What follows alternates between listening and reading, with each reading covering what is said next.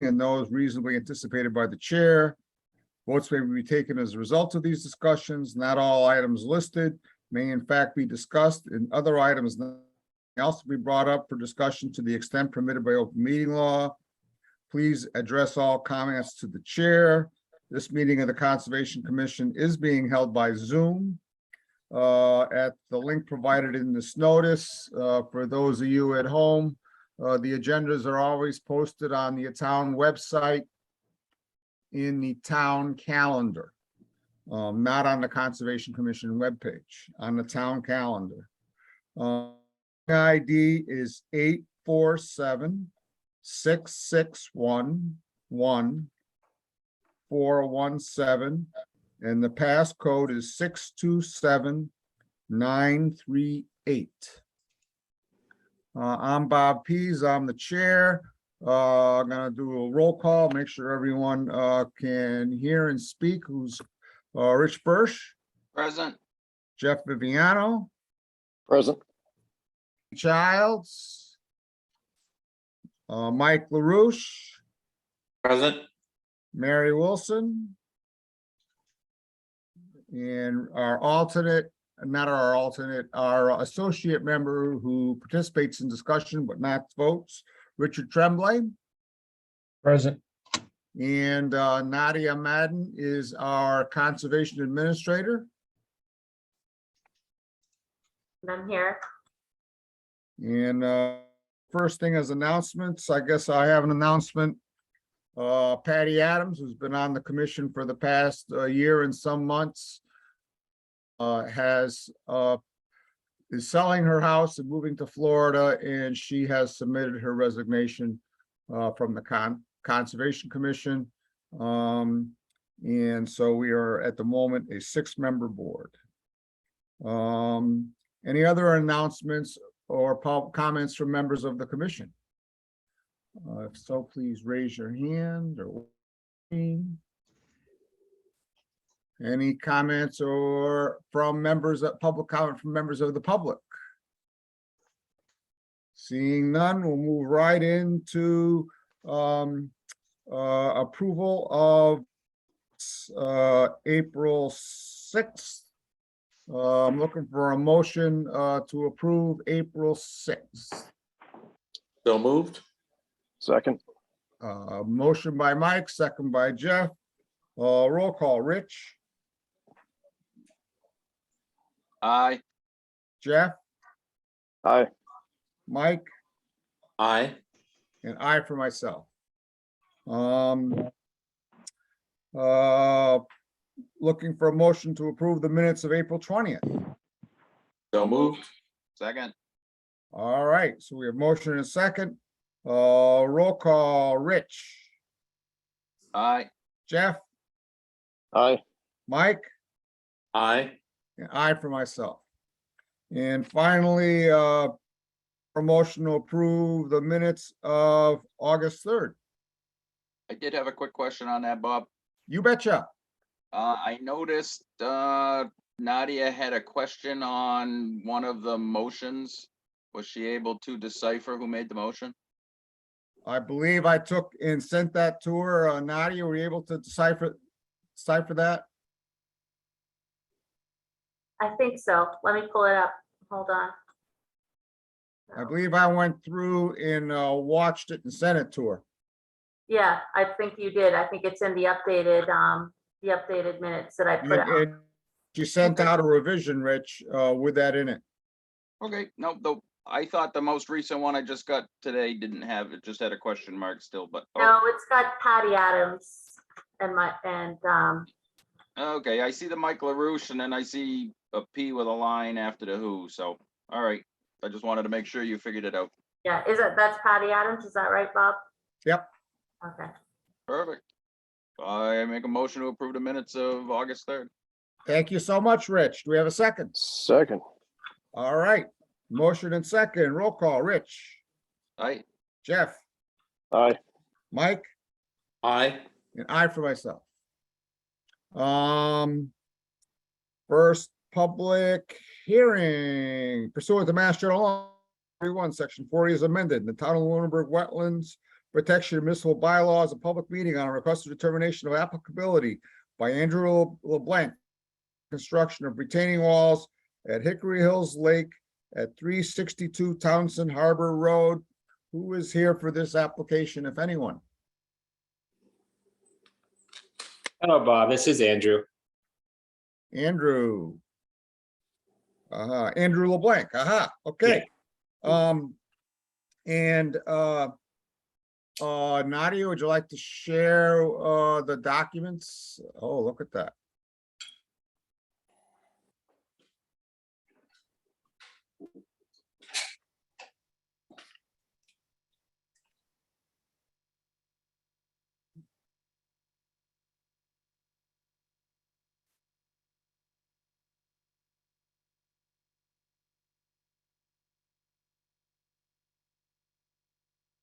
So, Andrew, why don't you take us through what you're trying to do here? I think you just need to scroll up a little bit more, Nadia, to get the size of the walls. There you go. Okay, perfect. Hi, Bob. So yeah, so wall 1 and 2 labeled there are pre-existing, and they're failing basically. I bought this house roughly 3.5, 4 years ago. They came with the property. I couldn't tell you how long they've been there before, but they're certainly not stopping any erosion at this point. As a matter of fact, they're kind of caving into the lake themselves. So obviously looking to replace those, essentially the same footprint that's already there, but have it built up properly and with the erosion controls needed to, stop stuff from going into the lake. And then wall 3 there, that's outlined by the dotted line, that would be a new addition to it. It's roughly slightly over 40 feet from the high water mark. You can see it's about 40 feet from the road. And that's basically to level out that spot. So this whole property has a pretty, I'm not going to say steep, but it's sloping down towards the lake. So the theory is wall 3 will sort of act as flattening that out to sort of prevent any runoff coming from the road, picking up speed, and then heading down into the lake to help, wall 1 and 2 basically do their job a lot longer. So it's sort of like a tiered approach. The T's there are trees, right? So the trees are staying in place. The wall will be going around them. We're not removing any trees in this effort. And the idea is really to essentially, obviously, improve the visual of the property and also protect the lake and any from any runoff and erosion down into it. Thank you, Andrew. I'd love to hear from any of the members who went on the site walk this weekend. 2 minutes while I do the meeting. Find out. Yeah, Bob, I can comment. Go ahead. Yeah, it's a hill. It's all loose sand, kind of like beach sand, essentially from the road right down to the water. It's fairly steep. It's pretty good grade. Wall number 2, there's some old 4x4 pieces of wood that are just kind of stacked on each other and probably nailed together, and it's kind of leaning out towards the lake, so that definitely could be repaired. It's maybe only about a foot high though. Wall number 3 it's not existing currently. It's just a slope. And then wall number 1, it's just a retaining system that's kind of used right at the water's edge. And it's essentially just, from what I can remember, it's just pieces of granite, I would say between 2 and 3 feet long and maybe about 8 to 10 inches high. And there are a couple of them stacked on top of each other to try and keep the erosion from occurring. I guess a picture would do 1,000 words here, but I never took a picture. I think Rich may have taken a picture if he wants to share his screen. It'd probably help out a lot more too. Rich, did you take any pictures? Yes, sir. I have pictures. If I could share my screen. You betcha. I don't know if not, he needs to stop or Good stuff.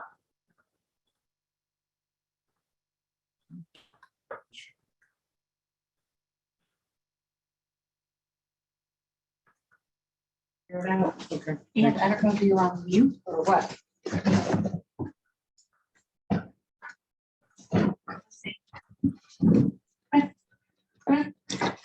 So Bob, you can see the lake is, well, you live on the lake. It's drawn down quite a bit right now. It's probably down about a foot, foot and a half. So that retaining wall system at the lake is currently out of the water, but Tell her to come. and that's the slope coming down. You can see kind of a little bit of the 4x4 there, right in the bottom right-hand corner. That's failing. If you dig this sand out, you can actually expose more of those 4x4s down lower. But essentially, I think what the applicant wants to do is make it like a 3-tiered beach area instead of a sloping sandy area. That's about it. Okay. Any other comments or questions from commissioners? Oh, with Mr. Chair, Yes, go ahead, Rich. it's Mike, or are Oh, you, I'm sorry, Mike. I just wanted to concur with Jeff, what he described, and it sounds like whatever Andrew is planning is going to definitely improve this slope and hopefully slow down any erosion to reoccur. So I don't know how much material is going to be removed, however. Is he actually going to plateau some of those levels, or is it going to stay the way it is with just the retaining walls? Andrew, would you like to respond to Mike's question? Hi, Mike. Yeah, thank you. I will be having Brett Ramsey doing the work for me. I think he was able to join and can probably speak a little better on the actual plan of attack, but the idea is yeah, to somewhat level out those grades to, also prevent the slope of stuff falling into the lake. So, I mean, that's kind of like the rough idea, and Brett, correct me if I'm wrong there. Mr. Chairman, Brett Ramsden here. Go ahead, Brett. Yeah, so there is, as everyone has noticed, an extreme amount of erosion, sand at that angle. Obviously doesn't stay very long. That lower wall obviously has no fabric behind it of any kind. It's essentially, it's standing, but it's stacked to granite. Some of that sand you see in front of the wall is actually emblematic of sand that started above the wall and has covered quite a bit of the existing wall. We didn't talk about any intention of removing any of that in front of the wall, but the wall certainly needs rebuilding. It's not doing its job. The second wall, if I'm correct, Andrew, it's been a little while since I looked at it. I thought those were actually creosote pieces of wood, or are they not creosote? Are they pressure treated? Just to clarify, Andrew. Yeah, I think they're the soaked ones that you have mentioned. They seem to be different than, I'm not too familiar with that, but I certainly know pressure treated wood, and that doesn't seem to be pressure treated to me. Okay, thank you. In any event, the idea, he has the right idea. He does want to terrace it a little bit, at least where the middle area is. It's very difficult to be able to sit there. He doesn't want to pave it. He doesn't want to do any of that. He simply wants it somewhat more level, not level at all, just less inclined. There's still going to be plenty of incline, but as you all know, you don't want too much incline, and there is simply too much incline that even with a finished wall, there would be water going down and pulling sand over the top of it at some point. So it's actually in the best interest of erosion to level that to a certain degree. And again, he said to me right point blank that he wasn't looking to make it that level, just enough to be able to actually sit at his picnic table where he doesn't feel like he's falling over on it, which is better for the lake anyway. which brings us to the third retaining wall that is outside the 30-foot no-touch zone, which is, that area is certainly bringing road material, allowing road material to flow over the edge of where the grass ends. And it's very hard for grass to grow there. There's sort of that middle no man's land where grass won't grow and it turns to sand. So this will all help with that. And creating a wall there is going to stop the erosion and any influx from things from the street year round from getting to the lake as well. As Mike mentioned, there's definitely a need, and that this would help stop the erosion. Thank you, Brett. Rich Birch. Thank you, Mr. Chair. I guess the first question I would have is there any way that we can get a plan with a little bit of detail on it as far as the grades, the detail of the wall, a little better fixed point on the distances to the edge of wet and the 30-foot and the 50-foot? I do agree that there does need to be something done here. I mean, we've got old erosion, looks like we've got new sand dumped in there. I mean, there's definitely a mess going on here that does need to be addressed, but I don't feel comfortable approving anything off of the napkin type design that we have been presented with. Thank you. Okay, thank you, Rich. Can we get a better diagram, either Brett or Andrew? I'm happy to get a scaled drawing together for it. I don't think there's any need to bring in an engineering firm on this. I don't think anyone asked for an engineering firm, but we asked for, Yeah. Richard asked for a little better drawing. Absolutely. I mean, With you elevation. have a good idea of what we're looking for generally, Brett. I mean, it'd be nice to see what we've got for grades, what your targets are, some final grading, just to Sure. ensure that it's going to do what we want it to do. That's It's fair. just been What that what was approved is what was done. It's very hard to do it from the ethereal plan and that this is what we want to do kind of talk that we're doing.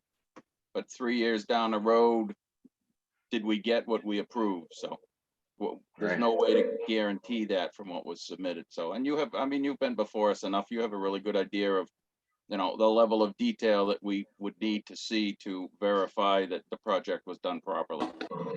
Absolutely. And what I can do actually, and it's not a tremendous amount of work, is Andrew and I can do measurements together. I could put a as-built sketch together, and it's not that big a deal to transfer that into a proposed sketch. And there'll be elevations on both. Elevations and clear marking of where the walls would start and stop. Thank you, Brett. Is there any other comments from commissioner or any asks of anybody, anything else that any commissioners would be looking for, in a revised plan?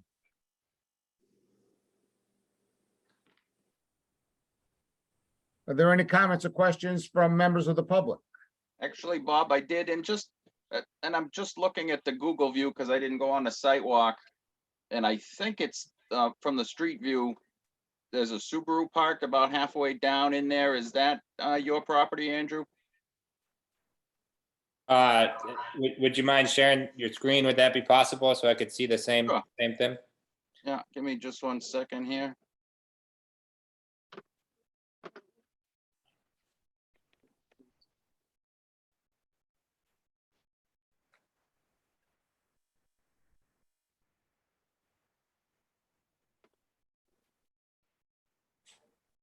Is that it?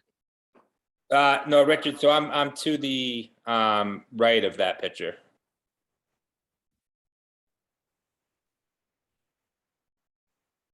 You are this way. So you are this piece of property here with the green? Yep. So you can kind of see like the tan kayak. Okay. So I guess I don't see a whole lot of erosion from the road here. Is this stairway yours? Nope, that's the neighbors. Okay. All right. So again, it doesn't look like we have a big road problem here, but okay. But yeah, Where definitely the, need to see some, so you're looking to put your upper wall at this edge right here? Roughly right there, yes. Okay. You're not taking any of the trees out. You're gonna try to put it and Yep, backfill it. right. No, all the trees will be staying there that you see in that picture. Okay. Thank you. The miracles of Google technology. pretty crazy, huh? Yeah. I gotta learn how to use that. Anything? Rich Tremblay.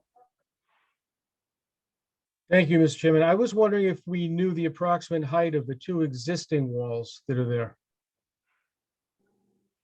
I think Mr. Ramsden just said that he put that on the revised plan. Very good, sir. Thank you. And so I would hope that we could be looking at that. And because I'm about to suggest that I would welcome, with the permission of the welcome and a motion to continue this until our next meeting on September 7th. So moved. So moved. Second, Okay, motion by Rich, second by Mike. Roll call, Rich, Aye. Mike, aye. Jack, Aye. and I for myself. So, Andrew, we're gonna continue this and, please see if you can't get that plan into, you know, like before the Saturday before the meet, our next meet, okay, All right, yeah, thank you very much, Bob. all right, thank you. Thank Pursuant you, to, commissioners. Thank you, Night. commissioners. Have a nice night. yeah, you Thank too, you. Brett. Pursuant to Mass General Law, 1, Section 40 is amended in the Town of Lunenburg Wetlands Protection and Municipal Bylaws. A public meeting on a request for determination of Caitlin Notland for construction of a dock on Hickory Hills Lake at 132 Hemlock Drive. Looking, is someone Just here to for let that you know, application? Caitlin cannot join until 9 PM. She is currently at work. And so she said she's, when she can join, she's willing to discuss it then. And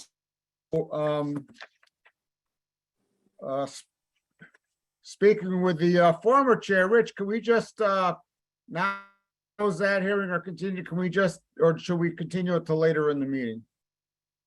Where you opened it, we would just continue it till later in the meeting. So I'm looking for a motion to continue this until later in the meeting. So So moved. moved. All right, Second, roll call, Jeff, Aye. Rich, Aye. Mike, aye. I for myself. Pursuant to Mass General Law, Chapter 131, Section 40 is amended. In the Town of Lunenburg Wetlands Protection and Municipal Bylaws, a public hearing on a notice of intent by Catherine A. Domerat, my pronunciation, for repair and replacement of a septic system within 100 feet of the well at 127 Pleasant Street. Is there someone here for this application? Doug Smith, unmute yourself. And I'm here too. Oh, and Mary Ann DePinto, excellent, I'm doing well. How are you? excellent. That's good. So, Doug, tell us about this application. Would you like to share your screen? Would you like Nadia to share it? What's going on here? Yeah, if Nadia could share the screen, that would be great.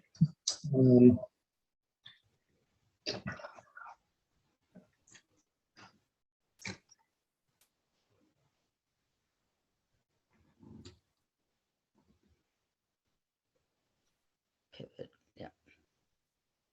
My only challenge is I don't have a way to rotate the plan.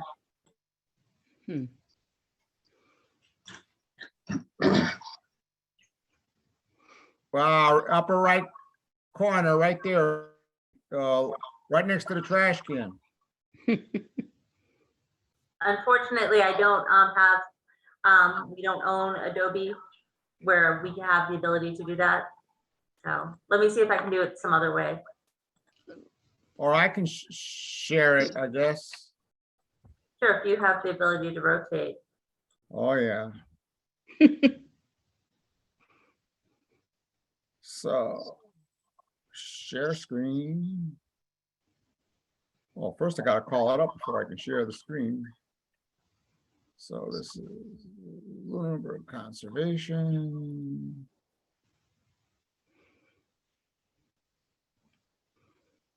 Meeting docs.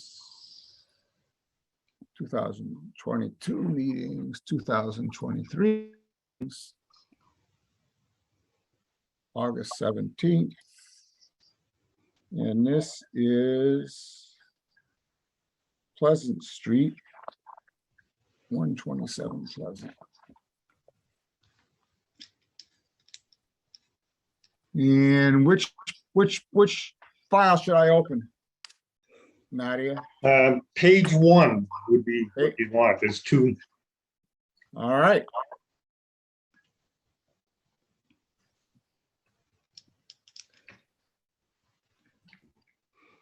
So now let's share the screen.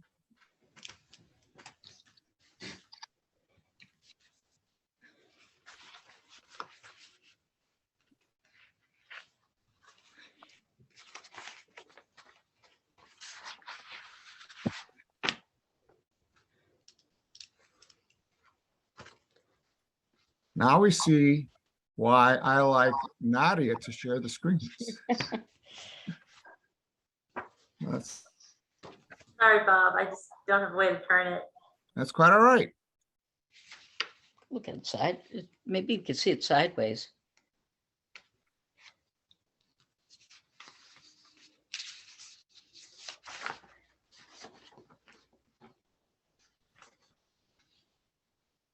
Let's see. No, that's not it.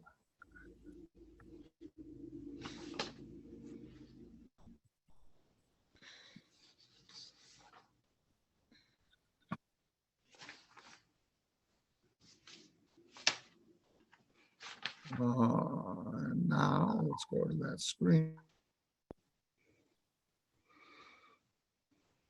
Are you guys looking at the right thing now or no? Oh, it Yeah. is on page 2, but we couldn't look at it from that blown up version. So, but are you looking at a PDF now, or you're looking at my, I think it's on the screen, Bob, but it's the wrong All right. plan. So there's another plan. There you go. Excellent. is this what you wanted, Doug? Yeah, that would be good because that is actually blown up bigger. It's the other page, but it will work. Wait. We're gonna take and come down. I blew it up to 400%. Let's bring it down to maybe.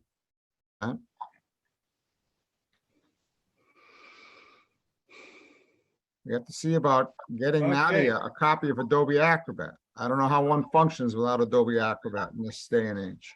Hmm. All right, is this what you wanted? Yeah, that would be great. So this is an existing 3-bedroom house that did not pass the Title V. The entire lot is basically in the 100-foot buffer.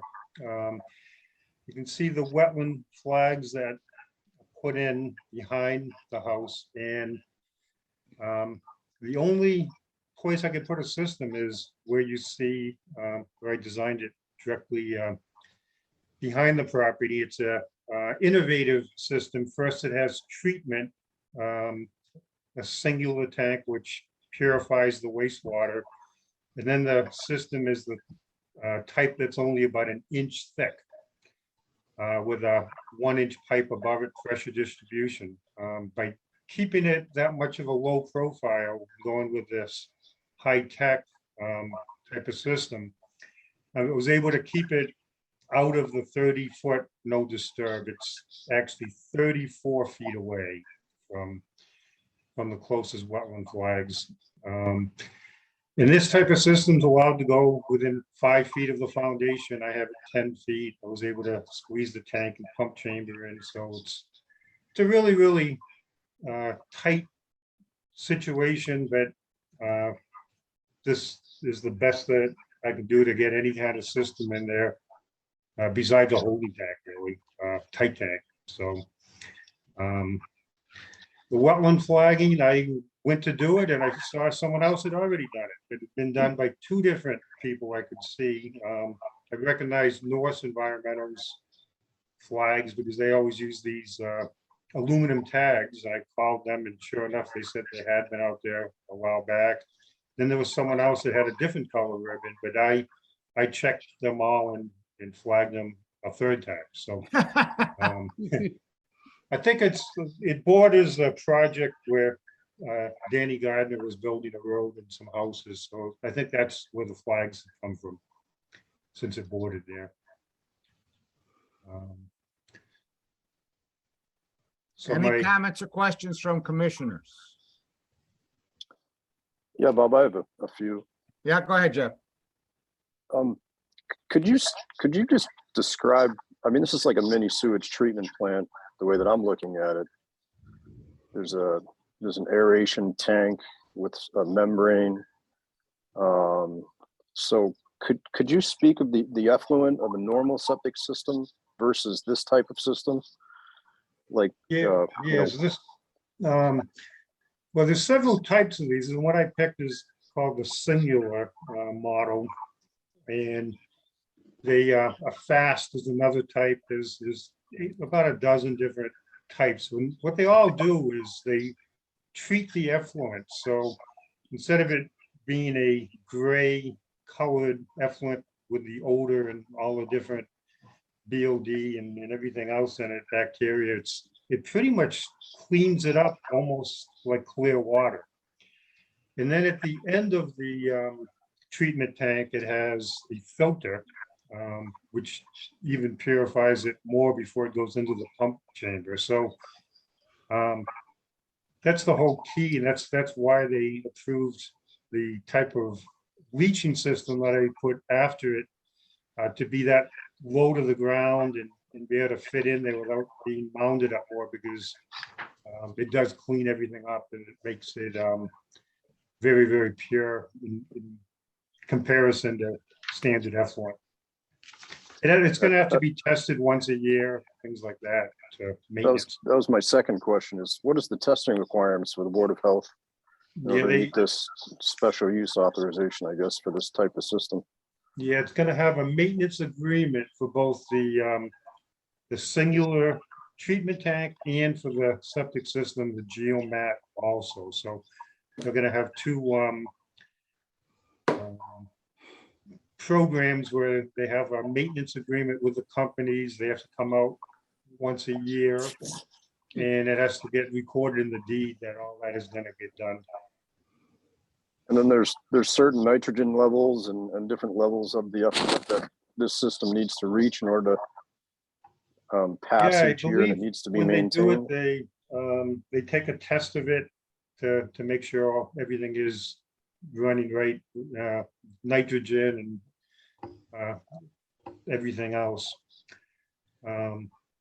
This is the second one I've done of the geomat. I did the other one was about 1.5 years ago, also on Pleasant Street, just down the road, maybe another half mile. Same exact tank, same exact system. Okay. And then what type of soils were in that area? There was some fill in the back, but I think it was mapped as a maybe a Paxton or a Canton. So it had about a 2-foot water table. It wasn't very good at all. Okay. All right, thank you. Thanks. Any other comments or questions from commissioners?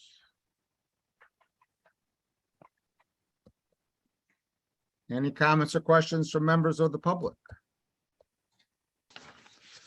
I guess I just do have a comment following up my questions, Bob. If that's Yep. Personally, I think this is a great way to deal with these types of situations where there is no real displacement from wetlands. And instead of using a tight tank, I think this is a great option for these homeowners. And I mean, my own personal opinion is I think it would be safe for that wetland area. So that's just my only comment. Thank you.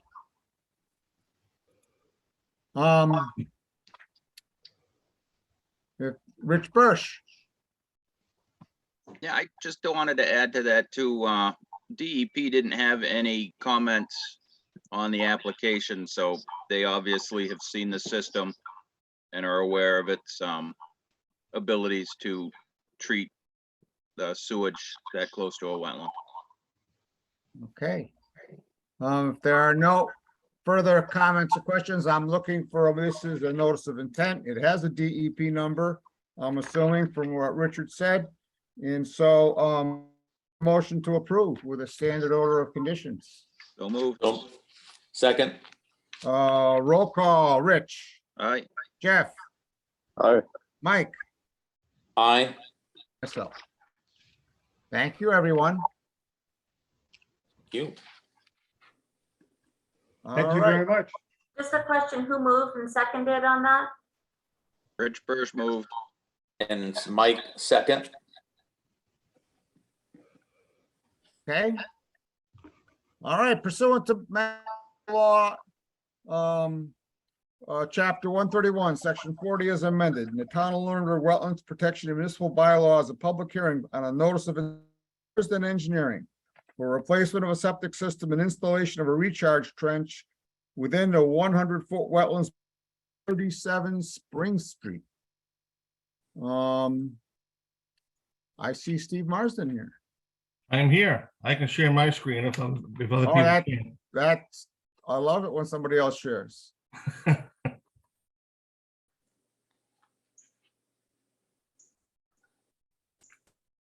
we all see that? Not yet.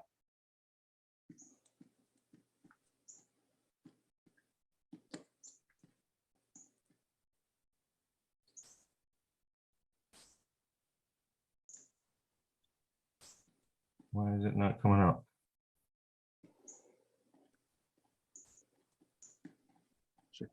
Click on share screen at the bottom. And then it shows you all your open screens and you got to choose one. Yep. Doing something wrong. I've got screen sharing enabled.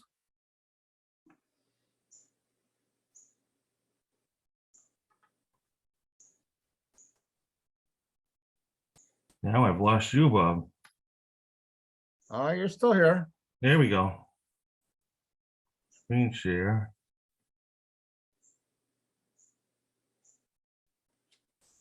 There we go. Is that it? Yeah. Very good. This is an existing 2-bedroom home on Spring Street. We have quite a few neighbors and wells and associated things that we need to maintain some offsets from. So in discussing this with Jim Gareffi of the Board of Health, I'm going to be before them for variances to the 3 existing abutting wells, the one on site and the one both left and right. And Jim feels confident that the treatment train, which I've proposed, which is very similar to what Doug just used, I'm using a different tank, which is the jet tank, and then the geomat. And there's 2 reasons for the treatment train. One, that as Doug said, the jet tank is an aeration chamber with 4 different tanks within the tank, chambers within the tank.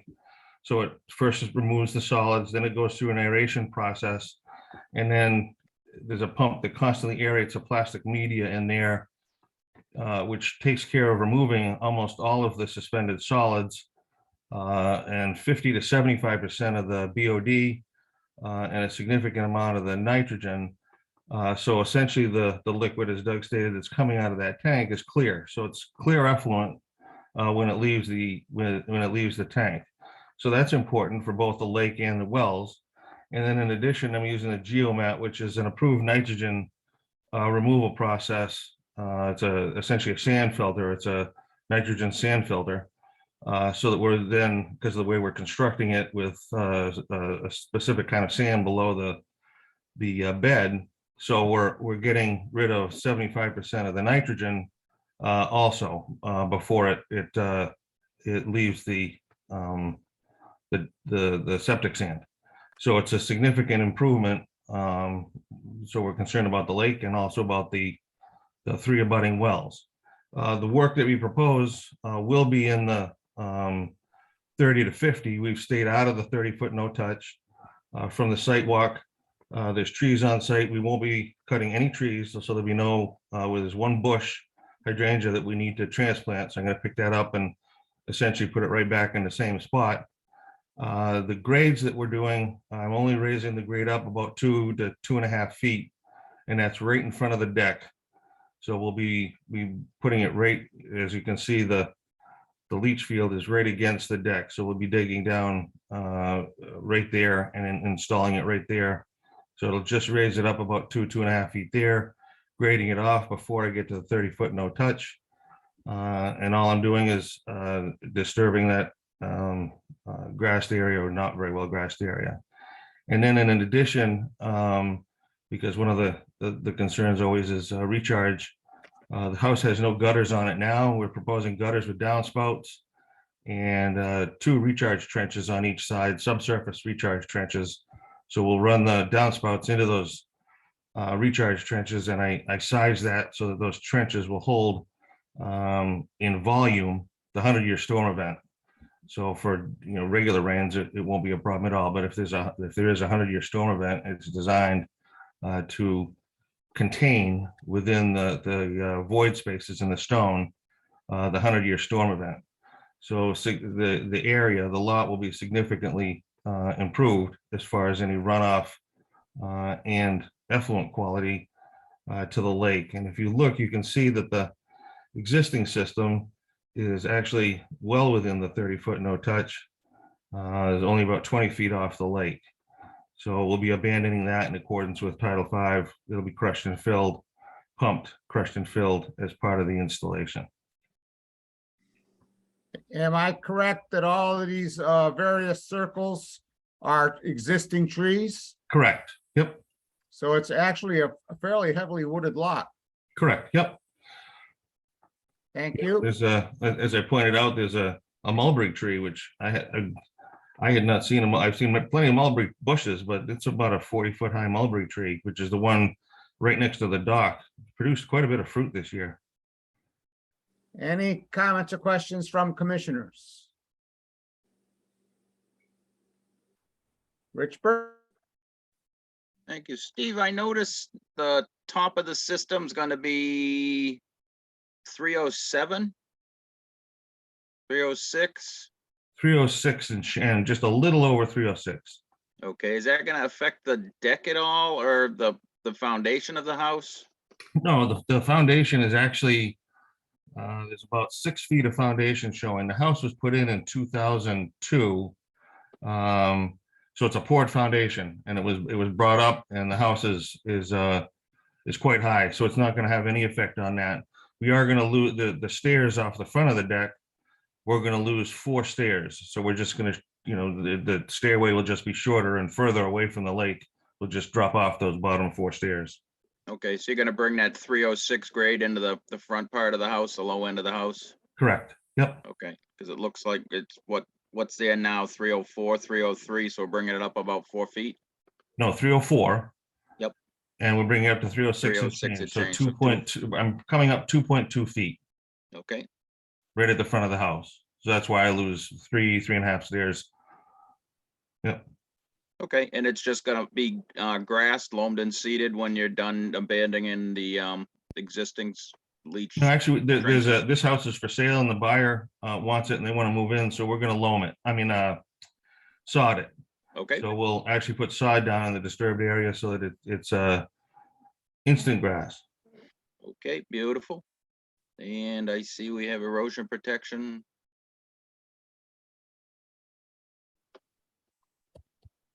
Yep, siltation barrier. All right, nope, thank you very much. That answers all my questions, Mr. Chair. Thanks, All Rich. right. Any other comments or questions from members of the commission? Any questions or comments from members of the public? Mr. Chairman, Yeah, I'm sorry, I don't know how to indicate the ask to be recognized, but I am an attorney. I'm working with David McPartland, who is the neighbor located at 51 Spring Street, which would be to the left on this drawing yep, that's before you. And Mr. McPartland has several concerns. He has lived at the property at 51 for 10 years, although he's only held title as of this year. He had a rent to own arrangement there. And he has had some significant drainage problems as a consequence of the development that had been done across the street and up the hill by Mr. Godfrey, who I understand is one of the participants in this project, along with Mr. Steve Marsden, who just did your engineering presentation. And Mr. McPartland wants to make sure that there are no further complications to his drainage problem, but wanted me, and he was going to attempt to call in. He doesn't have the computer ability to participate in the Zoom meeting, visually, but I don't know, can't identify the phone number that there's one person on the phone and their number is 603-400-1069. Right, and I don't recognize that as his number, but it's not to say it's not. Well, he can always unmute himself to unmute yourself on the phone, or I'll unmute, I've forgotten, there's something you have to do to unmute yourself on the phone. Start or something. He and I are both novices, so Yeah. if any help you can give him would certainly be appreciated, but. In any event, there are a couple of things about the property that are not reflected on this plan. First of all, the line of trees that runs the boundary between Mr. McPartland's property and this property is pretty much as shown, trees, but missing from that is a ditch that has been dug prior to Mr. McPartland owning the property, so more than 10 years. And Mr. McPartland believes that it was the drainage for several of these lots, which were once under a single ownership, that of Lester Perry, who owned not only Mr. McPartland's and this lot 37, but owned lot 31 and across the street from both 31 and McPartland. So that ditch that runs from the street all the way to the water is not shown on this plan. And with the drainage that has been increased in running down the street due to the paving done by Mr. Godfrey on the upper lot, there is considerable runoff that could be captured in that trench and travel to the lake. Mr. Partland's own knowledge, the prior owner of 37 used to run sump pumps from her basement into the trench in order to relieve the water there. So perhaps a question could be asked, this is the same house, it's been renovated, but what is going to be the situation there with, what the sump pumps did previously? Mr. McPartland delivered some photographs to the town hall. I'm not sure if they're in the possession of Nadia, who seems to be the person. I have them if I can share my screen if Steve wouldn't mind to stop sharing. And these, as I understand, Mr. McPartland made the selection of the particular pictures, but they reflect his concerns about the new accumulation of runoff that ponds in his area.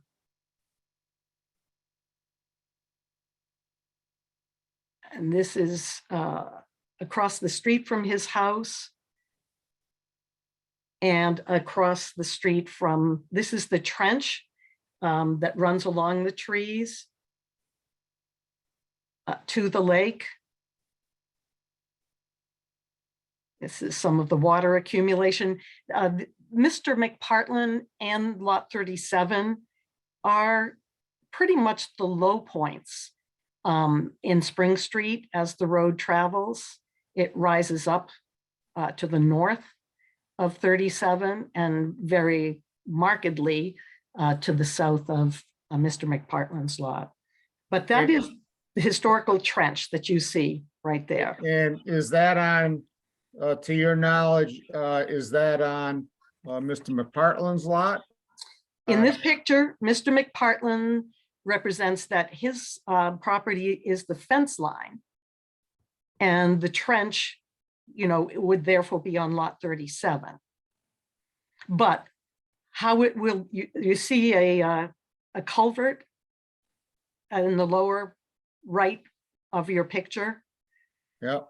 That would run from the street, and how this is caused to function in the future, how it is maintained in the future, may affect Mr. McPartlin's property without it being addressed as part of this submission, may affect the lake, may affect, you know, the property in question. So he would like those answers put forth and the questions put forth and answers given. And there is a stub of a driveway shown also on this Marsden plan. And that driveway right now is a dirt driveway. So it would absorb some amount of the runoff, but the question is raised whether the intention is to pave it. And if paved, you know, what is that going to do in terms of directing the runoff both from the street and from the driveway? Mr. Ramsden's plan seems to speak of downspouts that would be directed to a dry well, and yet, if I heard his narrative, they're going to be directed to trenches, and I don't know where the trenches are. Maybe I misheard and I just need to be corrected.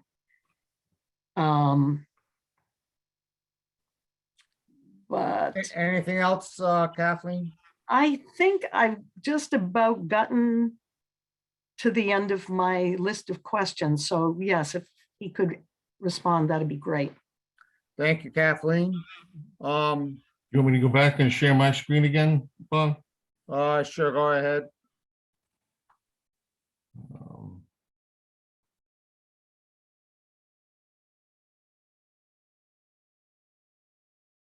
I need Nadia to stop.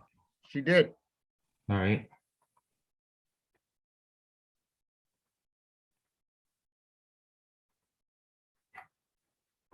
So yes, if you remember from the picture that Nadia had on the screen, you've got the double trees. Can you see my little hand? Yep. So the double trees and that culvert end is right there. So we're very specifically not touching, and there's trees on the house side of that.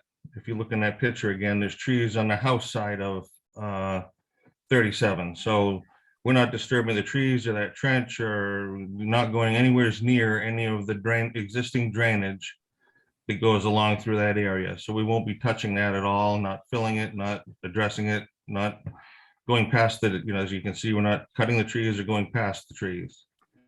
So as far as that's concerned, there will be no change, and that's being maintained. And then it's the trenches are clearly shown here. They're subsurface trenches, so they'll be below ground in both locations on both sides of the house. And so that's where the recharge will go, is below ground. So there'll be a significant decrease in runoff from this lot and the impervious surfaces on the lot. It does say, though, in the notation, closer to the street and just below the the boundary line, it says it will install gutters both sides with downspouts to be recharged to a stone dry well. I read that as something different than to trenches. The trenches are shown, and if you also look on the plan here, there's drainage calculations, and it specifies the length and size of the house, the 30-foot trenches, 2x2 with a 6-inch pipe, perforated pipe extending throughout the entire length.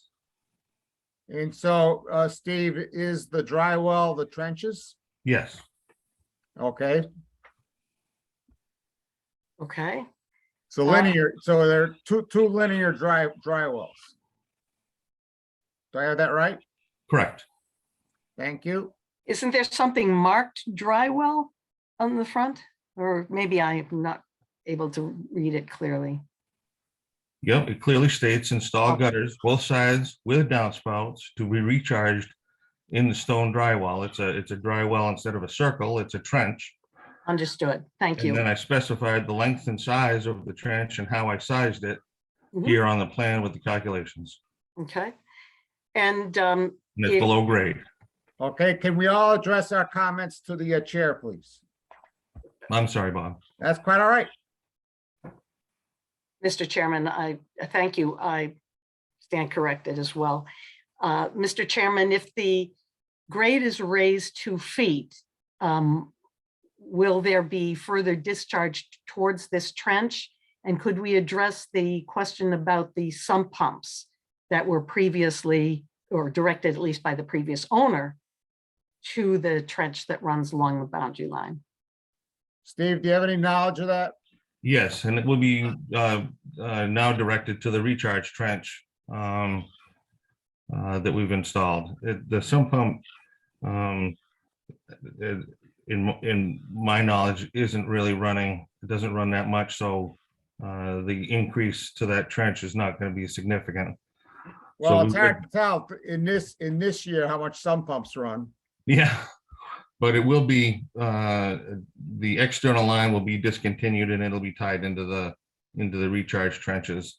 And as far as increased runoff due to the fill, that's the whole point of now taking all of the impervious surface associated with the house and recharging it. So overall, the house will have, the lot will have a significant decrease in overall runoff, because all of that water that used to run off the roof will now be recharged below surface. Thank you, Steve. Any other questions or comments from commissioners or from members of the public? Mr. Chairman, may I? Go ahead, Kathleen. I am with the issue raised about recharge from impervious surfaces. Could the question be answered about the driveway? Will it be paved or not paved? And will it remain the same size as it is, either paved or unpaved? And I think my client and I believe that it would be important, because this is an existing, however crude, drainage structure, to have that trench shown on the plan, that you are approving it, knowing and being aware of the existence of that historical trench. Thank you, Kathleen. By the way, the person on the phone, if you want to unmute yourself, you hit *6 on your phone. Steve, right now the contours do sort of go straight through where this trench is. It's actually, if you look at the photograph of it, it's on the other side of those trees towards the fence. Yeah. So I'm not touching even the siltation. I can label the trench on there. That's not a problem. We can put that on there. But I'm not going anywhere near that trench because I knew I didn't want to upset the neighbor. Thank you, Steve. Mr. Chairman, the paving issue on the driveway, creating additional impervious surfaces. Thank you, At Steve. this point, the current owner has no plans to pave the driveway. Thank you, Steve. Any other comments or questions from commissioners? One Yes. question, Bob. Go ahead, It's Jeff. Jeff. Thank you, Jeff. Is this Spring Street part of Lunenburg, or is it the town that paved that street, or was it done by the homeowners? This is a private way. It's not a town street. Okay. And I mean, it looked like it was fairly new, so I would assume that a lot of this runoff is just coming down that hill towards that kind of low area, and now it's got something to run across. Was it paved previously, or was it gravel? The hill was paved, and then when you got to the bottom of the hill, it was dirt from there to, I think, house 21. So there was a section of dirt, but the top and the hill and the driveways up above were all paved. Okay. Mr. Chairman? Excuse me, Kathleen, I'm gonna call.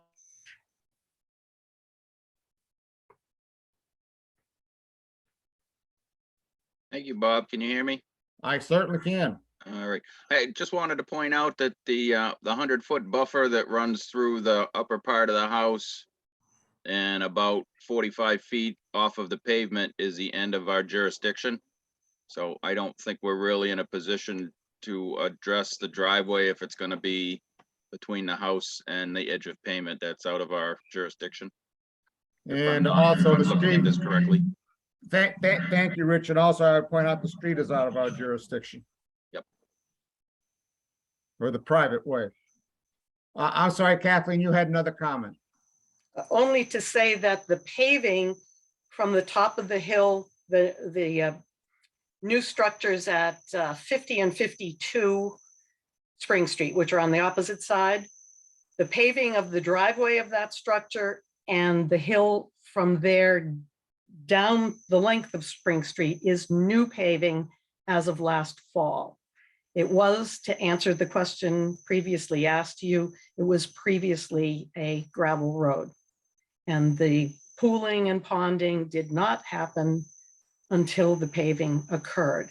So although it's outside your jurisdiction, that's not to say it won't intrude into your jurisdiction. Thank you, Kathleen. Steve, did you have something else? I saw you with your finger in the air. Yeah, I'm not sure where the information came from, but there's photographs and everything. The house, that driveway going up the hill was paved, and there's actually the old pavement at the top of the hill is still existing. So all that area was previously paved. Thank you. Nadia, do we have a DEP number on this, and were there any comments? The DEP has not yet reviewed this or issued a number yet, although they have received the application. Is there anything that we want to ask of Steve labeling the trench between now and the continued hearing on September 7th? Since we will be continuing it, since there's no DEP number.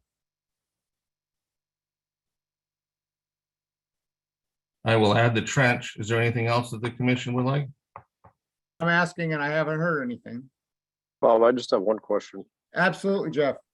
That existing leach field, is that going to be dug up and I guess filled in? If so, Sorry, go ahead, Jeff. if so, the erosion control may have to go around that area. The trenches themselves, traditionally, when you abandon a system, what you do is you pump the tank and you pump the D box and make sure that there's no liquids left in there. Then you crush and fill the tank, which is this circle shown right there. So we would be crushing and filling that tank, but the leach trenches themselves, we just leave because it causes more problems to dig them up because they're solid. They're not going to do anything once we crush the tank. So we won't be touching the existing trenches. Just wanted to make sure. Okay, Yep. thanks. Thank you. Steve, are you aware? I'm sure you're aware that the best way to get a DEP number is to take and send a canceled check for to the state of Massachusetts to the reviewer. Yes. Emily forwarded those today, but you know how DEP works. Yep. All right. Well, I'm looking for a motion. If there's no other comments, I'm looking for a motion to continue until September 7th. So moved. Oh, we have competition for the movement. Second. All right. Roll call, Rich, Aye. Jeff, Aye. Mike, Aye. aye for myself. Thank you, Steve. Thank you, Thank you very Kathleen. much. Thank you very much. All right, continued public, let's see, what time is it? It's only 8:06. Continued hearings pursuant to Mass General Law, Chapter 131, Section 40 is amended, in the Town of Lunenburg Wetlands Protection and Municipal Bylaws, a public meeting on a request for determination of applicability by Nicholas Pirro for reseeding and grading within the wetlands at 408 Electric Avenue. Is that you, Marianne? Yes, it is. And Nick, I believe is, Oh, I see a Nick on the screen. I see his name. And he's muted. Well, but he got to mute himself. Yeah. Nick? Well, Take it away, Marianne. yes, I will. I have a couple of photographs that Nick sent me from this afternoon. I've been out to the site a couple of times. The first time I was out there, I had the applicant's father actually dig a trench off the back corner of the building so that we could find the actual edge of the wetland, because they had removed a bunch of debris and the soil had been moved around, so it wasn't clear exactly where that wetland edge was for the isolated wetland next to the fence. Yep. And sure enough, when we dug the trench, we picked up the hydric soils. So we covered that all back up, and I had him install straw wattles around the edge of that isolated wetland area. So that was one. The other side, where the sump pump releases water and onto the property, there's a bunch of wetlands vegetation there. There's a little bit of a trench, a little stream channel that makes its way down to the catch basin. I had the limits of the wetland vegetation that's grown back. I had straw wattles placed around that as well. So they're proposing at this point to finish cleaning up the site, essentially bringing the grading to the catch basin and allowing it to flow again into the catch basin. And the straw wattles are there to protect the two wetland areas from any kind of alteration. Both of them have grown back. I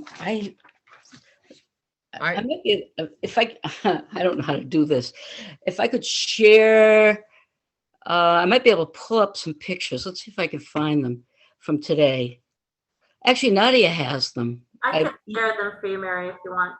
Please do that. That would be very helpful. And if I recall, Marianne, at the last meeting, I believe it was Rich Birch requested a diagram. Yes, I prepared one of those. I'm not sure where it's at. I gave it to the applicant and to see if he wanted to draw it up himself and submit it. I'm not sure if Nadia has it. Let's see if it's in the file.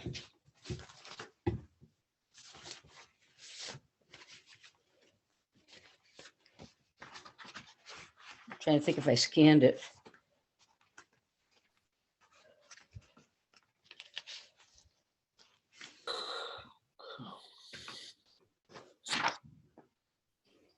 It's my email.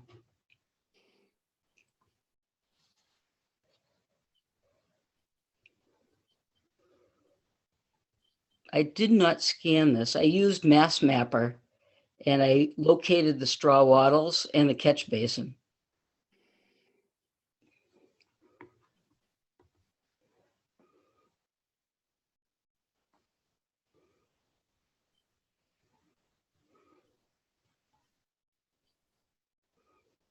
Nadia, I can see Part of the wattles.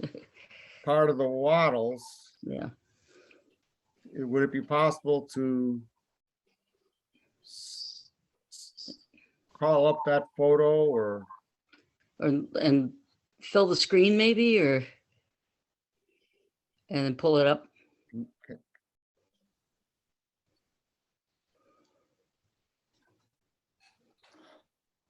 Ah, like that. Can it, is it Yes. possible to do that? yeah, exactly. They staked the wattles in where I recommended. I had placed flags out there for the wattles to go in a particular location. The area closest to the fence is actually a sewer line that runs off the end of the street, I think, and You mean storm line, not a drainage line? it might be sewage, from my understanding, there's a sewer line that runs along there. That was my understanding. I hope it's, we're not, you mean like You like carrying sewage? human waste? Yeah. Oh, lovely. Um, if, you know, the description to me was that it was a sewer line, my assumption was that it meant, that the area was sewered. And that's the pipe from the neighborhood behind.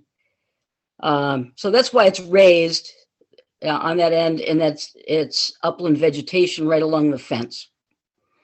A lot of times people use the when they mean storm drain, but Yes, I know.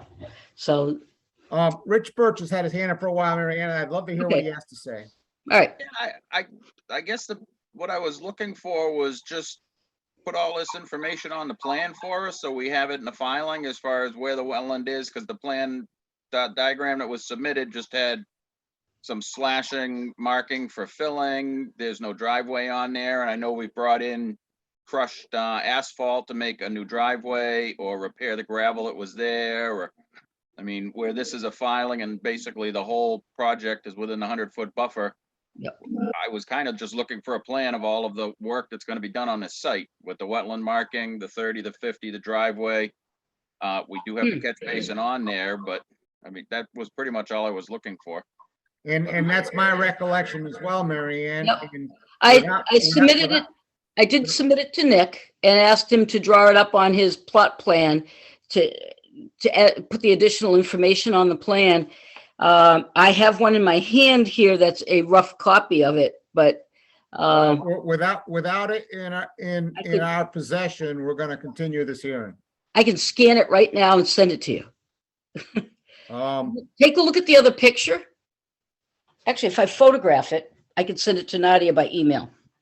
Hang on. Do we have a pending deadline that we have to rush this, or can we just No. continue it and get all the information I, properly with a chance to review it? it's pretty dry out there, so it's not like there's water, well, except for the sump pump that's running periodically and But water. that's not your sump pump, correct? That's correct. It's not a So direct abutter. that's not part of the application because it's not your sump pump. Yeah. But I mean, just before we approve it, just would like to have, you know, everything that we're doing on site marked so that we have it in the future. Then if you found another sewer line, you may want to be putting that on there, although I I'm did not put sure the where the sewer line sewer on. line would run from Electric Ave out back there. Mm-hmm. Let me mail it out. So that would be my recommendation, Mr. Chair. Thank you. Thank you. And Mary Ann, I'm of that I would at this point like to solicit a motion to continue. Okay. So move. Second, Roll call, Rich, Aye. Jeff, aye. Mike, Aye. I for myself. If you could just get the plan in to Nadia. Hopefully, we can do this in like 60 seconds at our meeting on September 7th. Okay, I'll be in Maine, but once you have the plan, that should be sufficient. Well, then maybe Nick can show up himself, or maybe we can Yeah. do it without you if you or something like that. Yeah, Nick ended up in the ER today. He was staking in the straw wattles and did something to his hand. He went to the ER to get stitches in his hand. So, Well, stitches come before conservation. yeah, apparently. All right. Thank you, Mary Ann. You're welcome. All right. Pursuant to Mass General Law, Chapter 131, section 40 is amended in the town of Lunenburg Wetlands Protection and Municipal Bylaws. A public hearing on request for determination of applicability by Brian Haas for the paving of a driveway at 509 Harbor Road. I believe we're going to continue that. Am I Yep. correct, Nadia? Yes, Mr. House asked to continue to September 7th, when he should have the plans that the commission has asked for. All right. So I'm looking for a motion to continue. So moved. With a second. Second. All right, motion is second. Roll call. Rich. Aye. Jeff. Aye. Mike. Aye. Aye for myself. Pursuant to Mass General Law, Chapter Section 40 is amended, the Town of Lunenburg Wetlands Protection Municipal Bylaw. A public hearing on a notice of intent, DEP number 208-1261, for the construction of a house and associated grading in the buffer zone, Lot 5, Northfield Road. And I'm just gonna note, I don't think the commission has a quorum to discuss these hearings, as I don't think all the 4 members who are here were present at the prior opening of this hearing. I did a, who do you think wasn't present? Richard Birch, For, this was on, the last time they met, this was on July 20th. And I will fill out a Mullins form and send it over to you, because I did watch the YouTube and review the minutes. Okay, great. thank you. Yeah, because we've only really had, we've had a bunch of continuations, but we've only really had, I think, 1 live hearing, or maybe 2. Only one on One. July 20th. All right. So do we have someone here for that application? Angel. Go ahead, Angel. Yes, we had met before and the board, we had discussed this lot 5, which has the construction of a house and associated grading within the buffer zone on lot 5. And the question was asked at the last hearing about a review on the delineation. We were talking about, there's a drainage trench that runs to the left of the property. It runs by lot A and by lot 5. And there was a discussion of whether or not it met the standards of the, as a wetlands. Yeah. We had Marianne DePinto of 3 Oaks go out as a, yeah, right, to help me out. I can't think of the word. Yes, to go out and determine the status of that area. She has submitted a report, a 4-page report on all 3 of the areas that we had discussed prior. And this ditch that runs along this property is not under the protection, jurisdictional under the Protection Act, nor under the wetlands bylaw for Lunenburg. There is a wetlands across the street. It is separated from this. The water that comes through the culvert and under the street is from a drainage ditch that comes down the other side of the road on Northfield Road and comes through the culvert and drains through this area. As it goes past the house on lot A, as proposed, and along lot 5, then it joins in the back a wetlands that had been flagged and without question from the beginning. So we have solved the issue of whether or not that drainage ditch was jurisdictional or not, and it is not. Okay, any comments or questions from commissioners?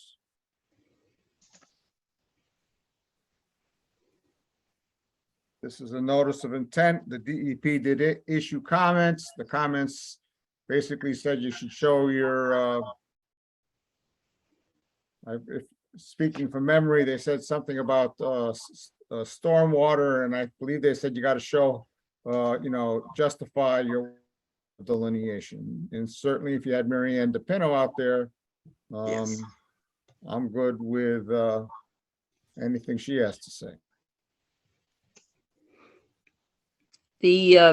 As far as stormwater goes, it's my understanding that they're employing rain gardens Yeah, associated with the houses. but that affects a different, these are separate notice Different of, lots, yeah, Mary Ann. okay, And, that's a little farther down the road. okay. Any other comments or questions about 509 Northfield Road? Which lot is this, Bob? Lot A or lot 5? Lot 5. Lot 5. Okay. So the other question was the wetland where it says lot 5, where that erosion control goes around. So that, please, either Angel or Mary Ann. Point to the area you're speaking of. Right in the middle of the screen where it says lot 5, there was Yes. a question about, it looks to be a hillside, and there was question about, was there a wetlands in the middle of that hillside? Yeah, what appears to have happened out there is that tree cutting had started at some point. The trees had been taken down, which actually, without the trees being in there, you lose some of the pumping. So there was water that had pooled and some wetland vegetation came up. But when you look at the broader plant community, it was decidedly upland, and that the logging trucks had left skidder tracks that were delivering water into this area. But it was because the trees had been cut and skidder tracks had left depressions. Thank you, Mary Ann. You're welcome. Any other comments from commissioners about lot 5? Any comments or questions from members of the public about lot 5?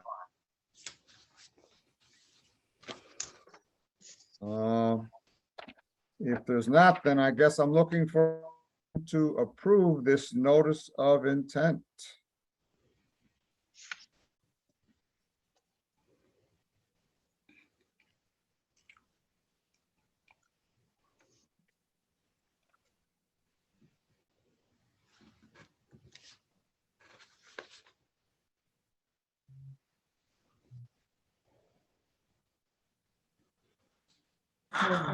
I have one additional question. Is there any grading? The edge of this house is right at the 50-foot buffer. Is there any grading associated with the house on the plan? Angel, can you answer that question? I am looking for a copy of the plan on that. It's on the screen. It doesn't show any grading on the screen. It's hard to believe a house would go in and there'd be no grading right next to it. Okay, there is a stone wall located 12 feet to the rear of where that house is. When we went out there on the site exam, when I went out with the walkabout with the Conservation Commission, if you remember, there was the two walls that ran not quite parallel along the side of that hillside. And the rear side of the house is 12 feet inside of that stone wall. So that stone wall, there'd be some grading in between the stone wall and the house, and that's it. That stone wall is not shown on the print that you have up currently. And where is the stone wall located relative to the 50-foot no structure line that shows there?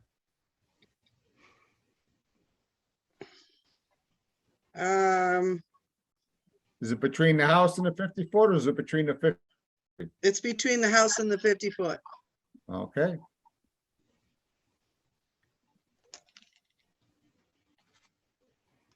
If no one motion to approve, does anyone want to make a motion to deny? I mean, I gave a lot of wait time there. And if so, what are their reasons?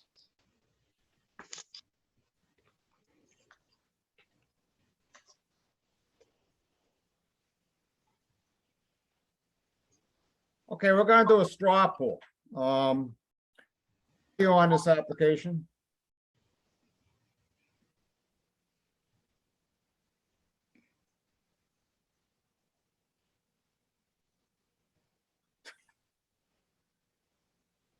Rich apparently doesn't have anything.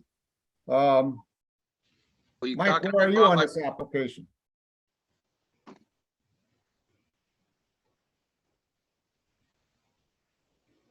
I'm sorry, Rich Birch. Go ahead, Rich. Yeah, I'm sorry, Bob.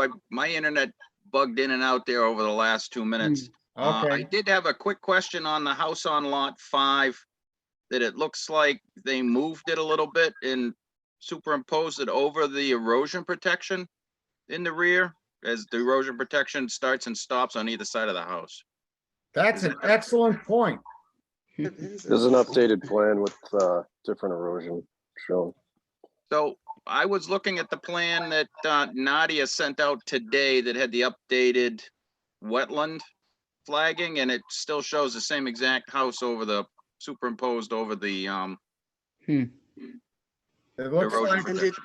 the and it engineer, does. whoever did that, moved the house, but they moved the erosion protection.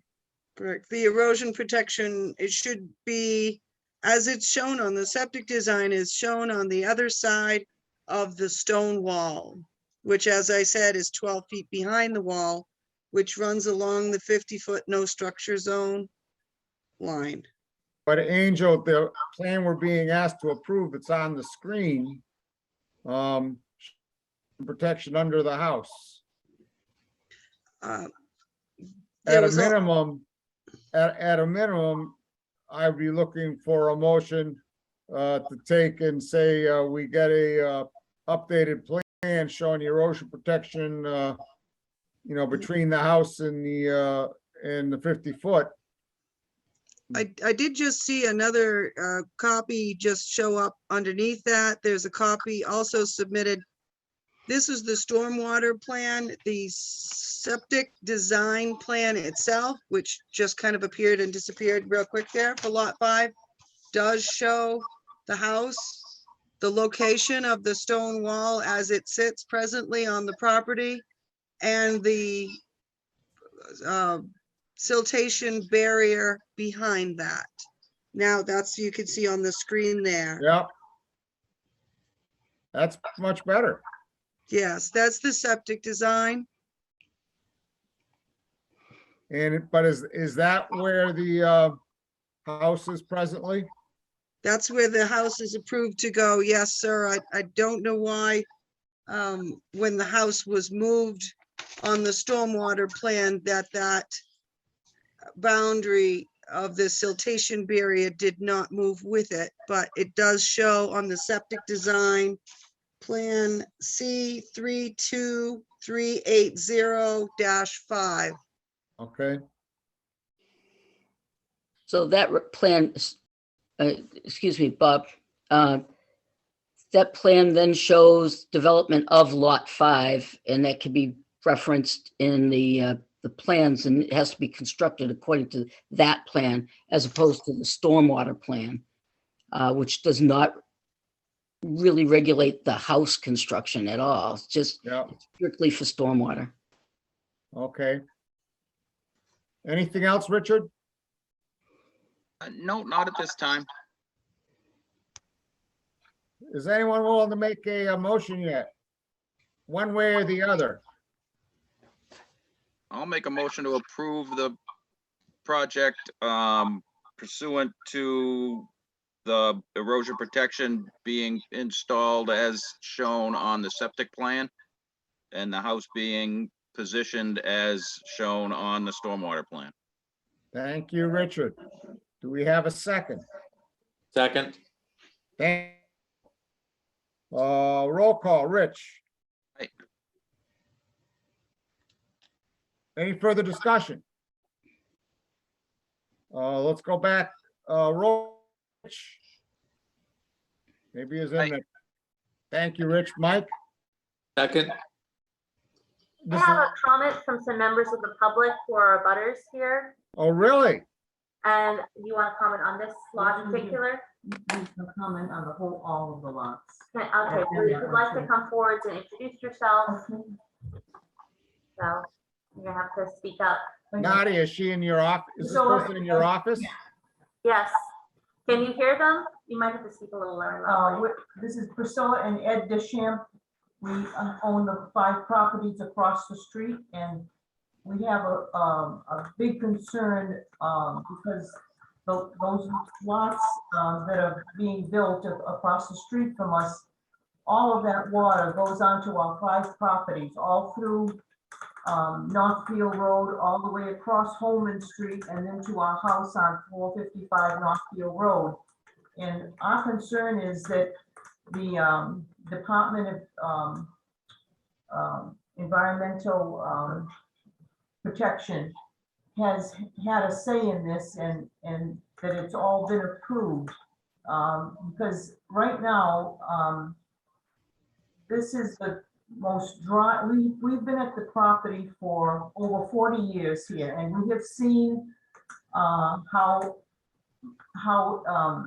different environmental situations affect the property. Like in the heavy rain seasons, we've seen the water flow right over Holman Street, you know, from the our property, in back of our property onto our land on 455, and that's in the heavy rain seasons.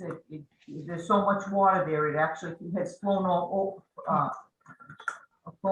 the road, from over the road on Holman Street. So our concern is all this is being done at the time frame of the most dry season in history here. And I mean, what happens in 10 years when the water level is normal, you know? And I don't know if all of this has been taken into consideration. Well, I would just like to say, I was listening to the discussion about the retaining walls down at Hickory Hills Lake. And all this land up there on Holman and Northfield is watershed for Hickory Hills. All the small brooks running through this property run down into the Mulpus into Hickory Hills. We've been there over 50 years. And I'm watching the property where the old Sozik property being developed, that Powell developed, and Benjamin's got a couple houses going in there, and he's fighting with all the ledge.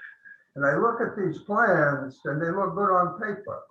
But if this property is the same as all the other property around, our property is full of ledge.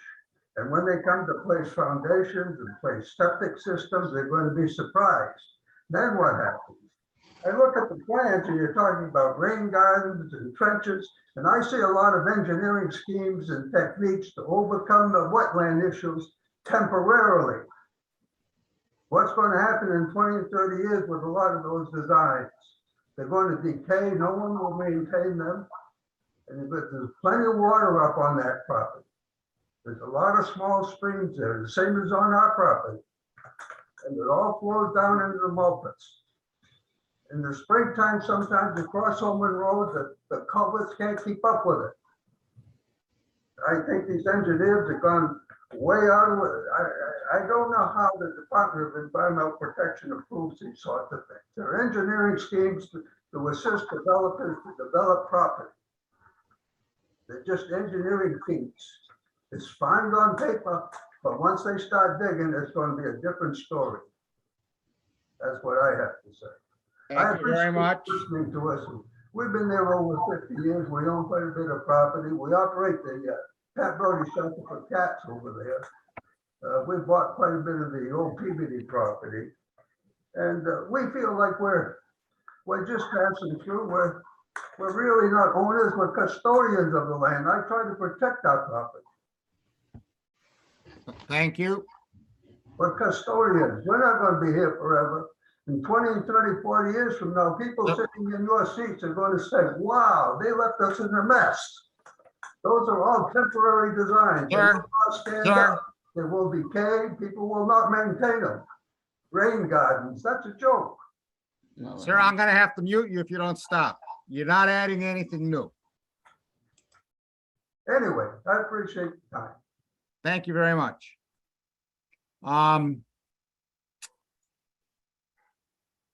I would, before we go back to the vote, is there any other comments or questions from members of the public?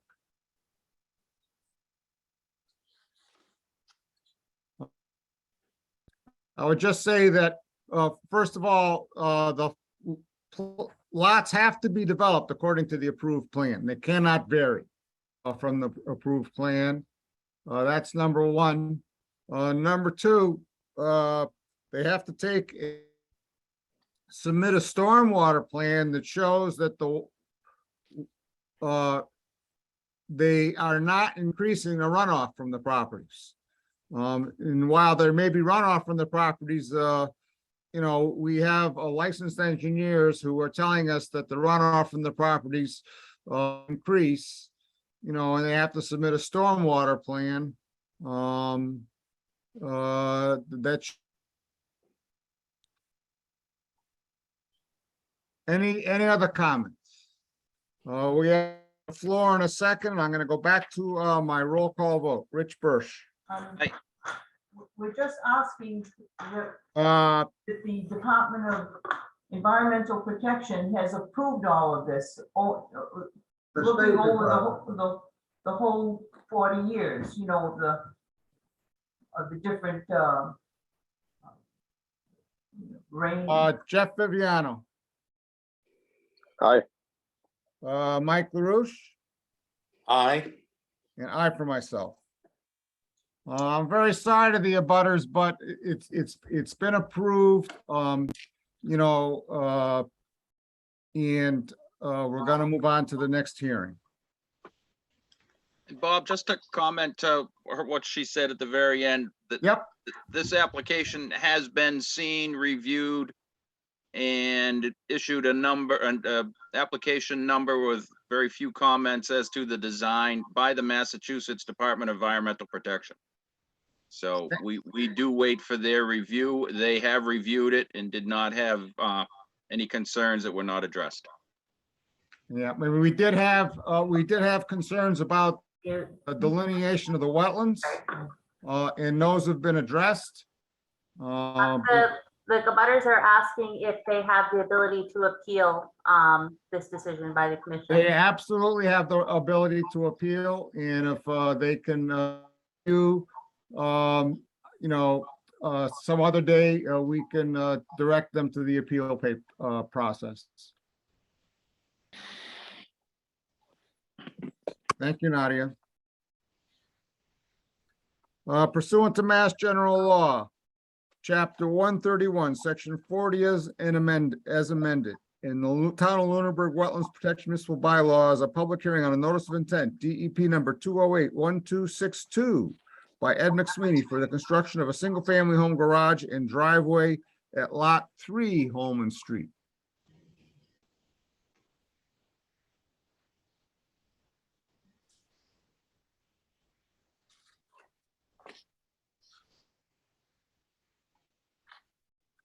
Okay, so this is the house with the shared driveway, and there was some question about the wetland delineation there, Angel. Do we lose Mary Ann DePinto? I'm still here. Oh, you are? Oh, there you are, right in the middle of my screen. How did I miss that? Go ahead, Angel. All right, so this, we had opened this hearing about a month ago, and it was continued. This is the one that has a shared driveway, the shared driveway for Lot 3 and Lot 4. And this is the one that there was a few wetlands flags that were missing. And there's a rain garden between the driveway and the wetlands flags. We had called upon Three Oaks Environmental and Mary Ann DePinto to coordinate with us. And we have replaced the missing wetlands flags from the original delineation, and those are now shown on the plan. There was some movement of the rain garden that was originally shown, and that was submitted to you by McCarty with a letter about the relocation, that it's now outside of the 30-foot touch zone, and that they relocated and provided additional water quality volume to the rain garden. outside of the 50-foot, and the driveway is outside of the 50-foot structure. Yeah, there's the letter. Okay, so can you show us on the plan, they're saying that now that the driveway is within the 50-foot no structure zone and they want to leave it there because it would require modifying stormwater permit. Can you show us on the plan how much of it's in the, Okay. That's, I see it. Yep. yeah, the lines are marked as the 30 and the 50s and the 100.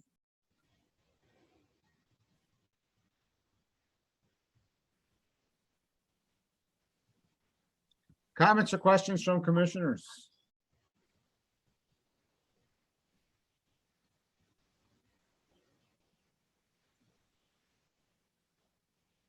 Comments or questions from members of the public?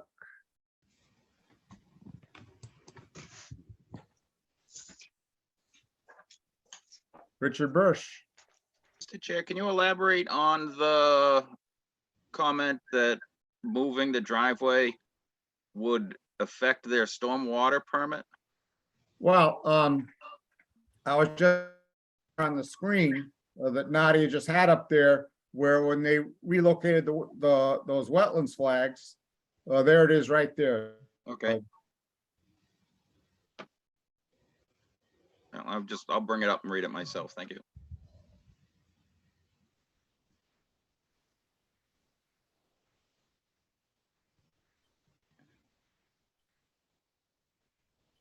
If it helps, I can provide additional context. Part of the issue is that the way that that they did the A&R for the lots involves splitting the properties in a certain way so that half of the driveway is with one property and half is with the other.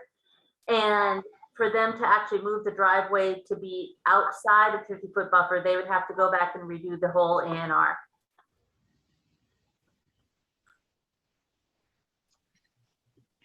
Yeah, because for the first 50 feet, it has to split the Yeah. way, it has to split the property line. Okay, yeah, no, I guess I'm aware of that.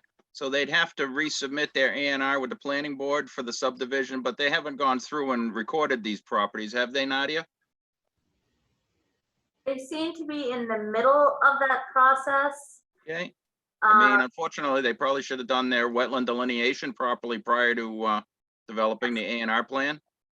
Just a suggestion to that. I mean, I hate to see us Can I, giving a may I 50. inject? This is Ed when I'm done, sir. McSweeney. Ah, there it So is. I To would answer hate that to Mr. see, McSweeney, I'll question. call on you in a minute.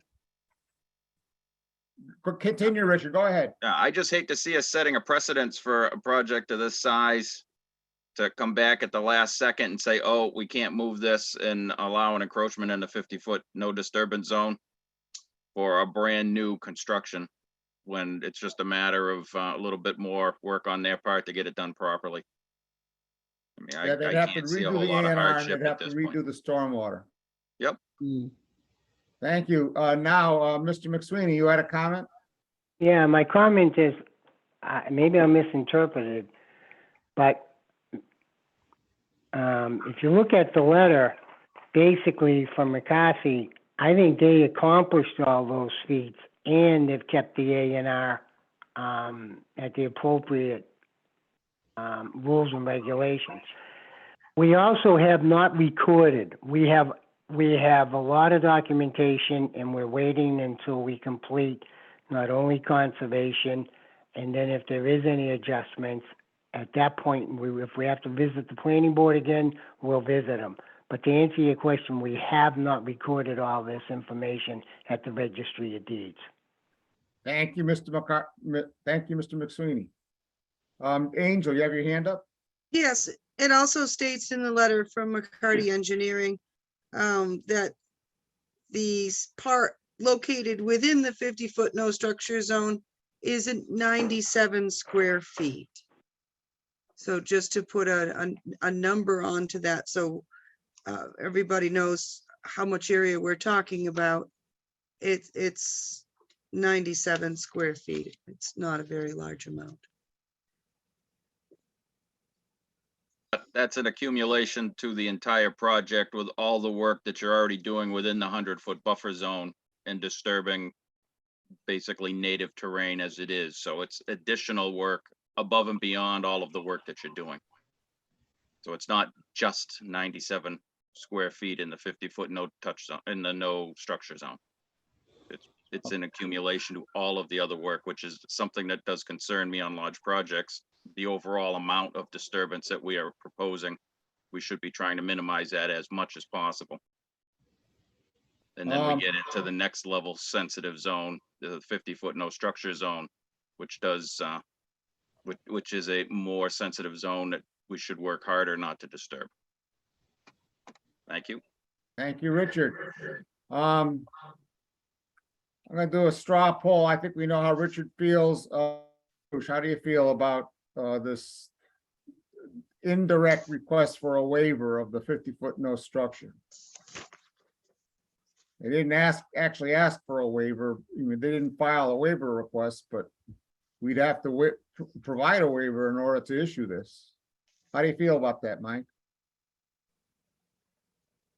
Yeah, I guess I'm feeling like Rich is feeling. You know, I hate to be setting precedent on a large project, and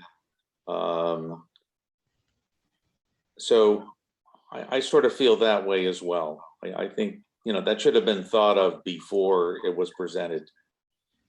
Thank you, Michael.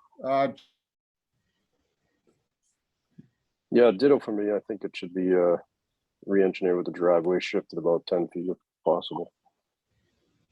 Okay. Well, Angel, we could either deny this application tonight, or we could, which means you'd have to start over, or we could continue it for 2 or 3, a couple months. You know, and you come back after you've been to the, you know, planning board. It's up to you. I believe we would like to have a continuation, And, Correct. and that was Ed McSweeney backing that up. So we would very much like a continuation of this. and so I would Lot suggest, 3 on Holman Road. I would suggest a continuation probably to at a minimum, the first meeting in October. And I think that would probably be almost impossible as it is, but start with that. And then if you're not ready, you know, you could just send a letter in and we can keep continuing it until you're ready. Could I, this is Ed McSweeney. Go ahead, Ed. So I want to make sure I'm real clear. And so Lot A, Lot 5, Lot 4 are fine. It's now Lot 3, and specifically, it's the 97 feet of the driveway. So if we can basically re-engineer it so the driveway is outside of the 50-foot buffer, the conservation folks are okay with it?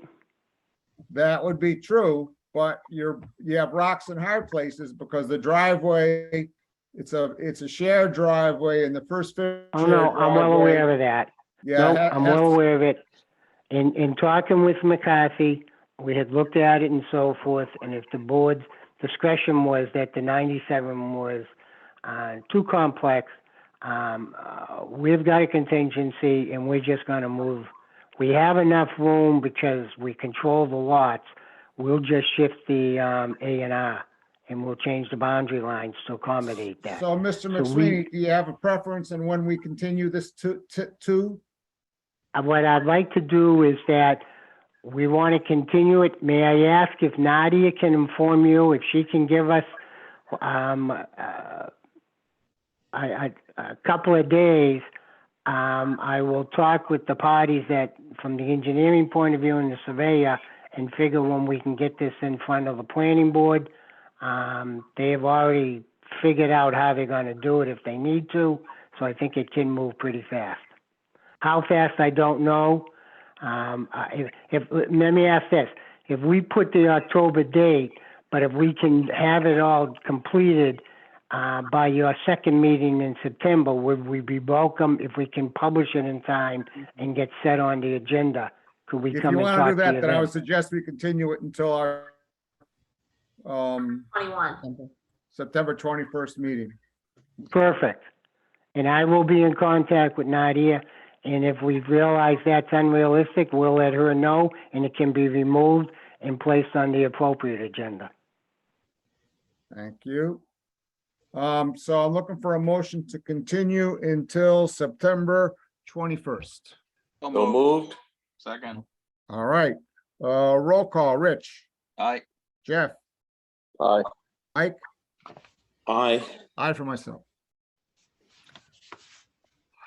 Pursuant to Mass General Law, Chapter 131, Section 40 as amended, and the Town of Lunenburg Wetlands Protection Municipal Bylaws, a public hearing on a notice of intent, DEP number 208-126 Sweeney for the construction of a well and water line in the buffer zone of Lot A Northfield Road. Let's try to focus now on Lot A. Okay. We had spoken about this one about a month ago and it was continued.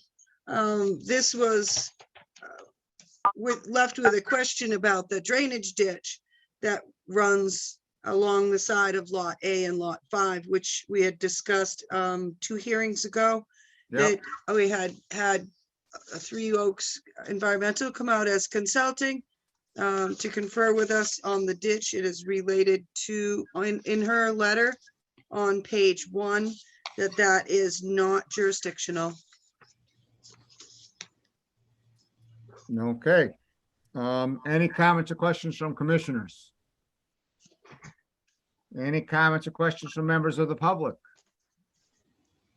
Nadia, are those folks still with you? They have left at this time. Okay. We got to talk about that later.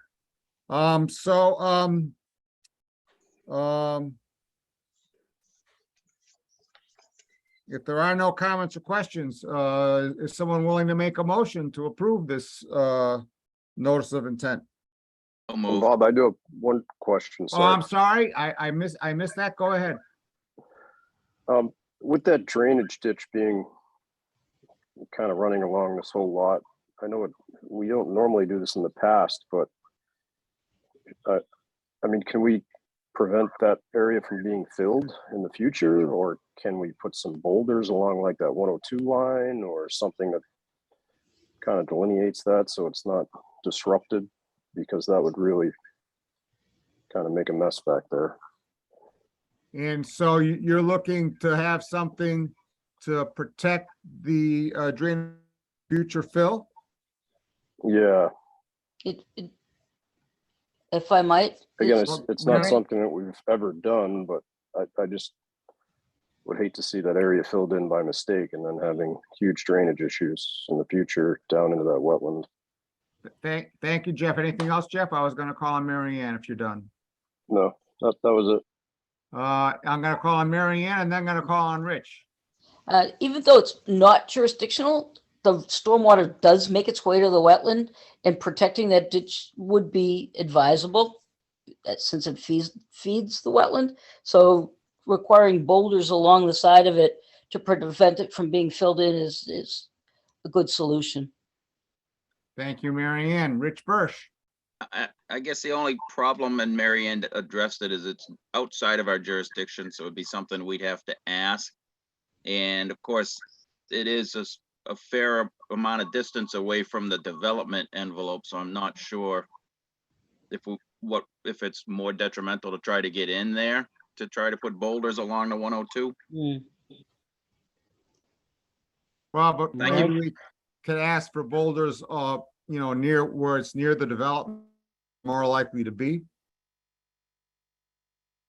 Within where it is jurisdictional. And we can ask.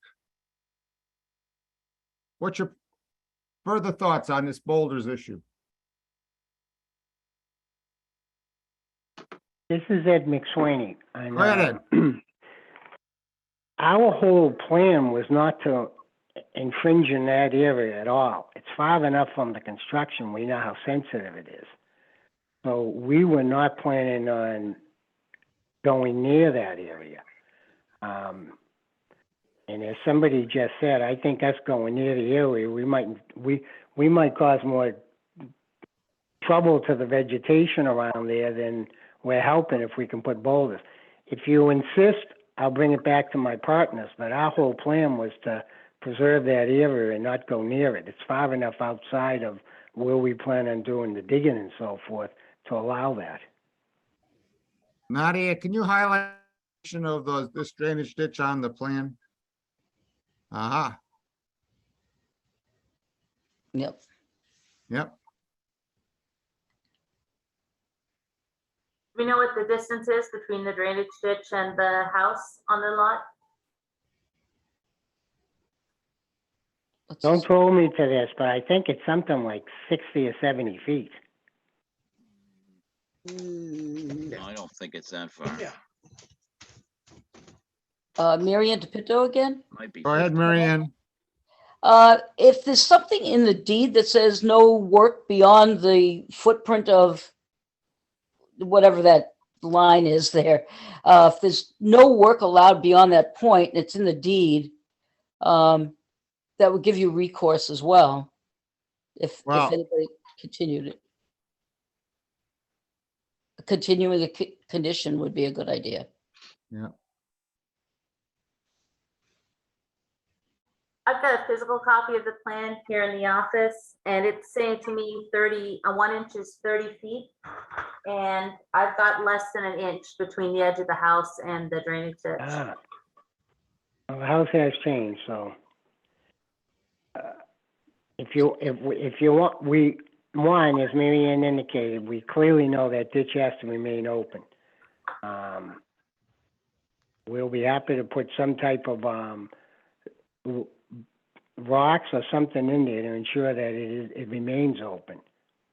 And that can be part of our order of the conditions. And I would suggest it just occur adjacent to the house and not along.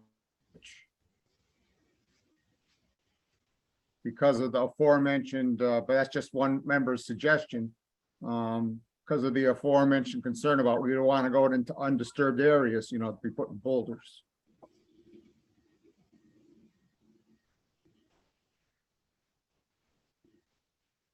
Looking for to approve this lot with a condition. I'm suggesting with a condition to place boulders between the house and the drainage. I'll make If a somebody wants motion to do something different, go for it. I'll make a motion to approve Lot A with verbal agreement by the applicant that they will install 2-foot by 2-foot boulders every 20 feet along the shown limit of work on the stormwater plan. Okay. If we, and let me ask this, if we don't put boulders, but we put, say, like a picket, 6 foot high or 4 foot high picket fence or something that clearly keeps any debris or anything going in there, would that be acceptable? Speaking for myself, I think boulders are a little more permanent than a picket fence. Okay. It might be a little easier to just set in there. Okay, well, the reason I bring it up, I'm like, just in case there isn't access to boulders readily available that would fit in there both aesthetically as well as functionally. The picket fence, we easily can install that because that is readily available at Mackey's. That's why I suggested that. Yeah, I guess with my experience personally, they just don't tend to last all that long. If you can't find the boulders, we can always revisit it as a field change at that point. That's fine. That's more than acceptable. So that would be my motion, Mr. Chair. Thank you. Do we have a second for Richard's motion? I'll second that, Bob. Thank you, Jeff. Roll call. Rich, Aye. Jeff, Aye. Mike, Aye. aye for myself.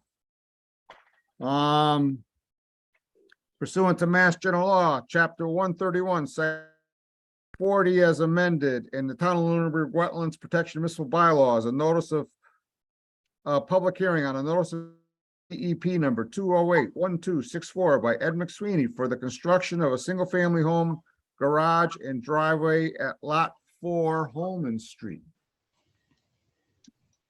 This would be the shared driveway for lot 3 and 4, and whereas we're continuing it for the change in the A&R plan, this would be, I would request a continuation on this lot 4 for the same purposes and reasons as lot 3.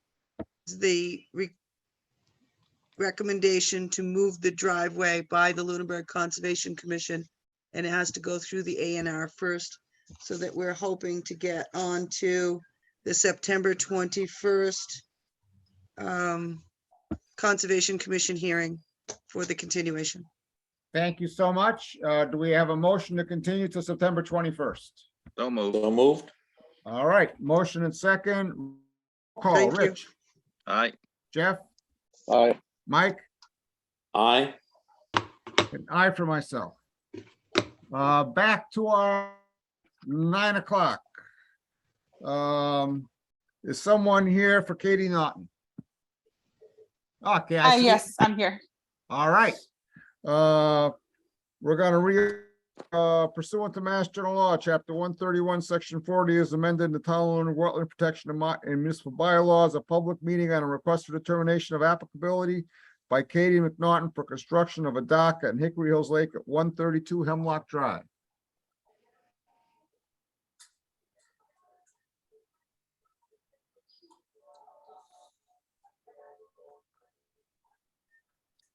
Katie, tell us what you're trying to do there. Oh, I'm sorry. I didn't realize that was a question. No, but now I am asking you to take and, describe what you're trying to do there. And Nadia's gonna share the screen here. Yes. So this is the best of my artistic abilities here. So this is just a 4-foot by 10-foot boat dock. There should be another piece. That's just what's existing right now. But the water is super low if you haven't seen the lake lately. So the boat doesn't quite reach the dock right now. So I was hoping to extend that another 5 to 10 feet at some point. But yeah, that's pretty much it. It's just a wooden dock. Right now, there are only 2 legs, the 2 that are in the water, and the edge of the dock sits on the land. It's a pretty steep hill. So I would like to put 2 more legs on it so it's a bit more stable. But that is it. And so Katie, it doesn't look to me like this is a removable dock. I mean, it would be very difficult to remove it. Yes, it is heavy. So it's resting on the bottom of the lake, this dock. The 2 legs that are in the water are yes. Yep. And you do not own the land that you step onto. Tell us about that. Yeah, so my neighbor lets me walk through her land to get to the dock. And Nadia, do we have something from the neighbor in writing that she signed off on this application? Yes, the neighbor did sign the ERDA, as well as gave permission for the commission to come on the land. Hold on, I'm going to share a picture.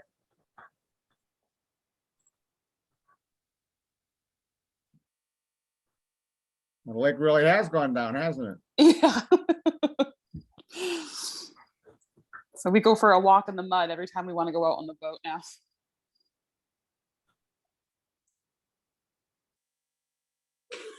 Question from commissioners?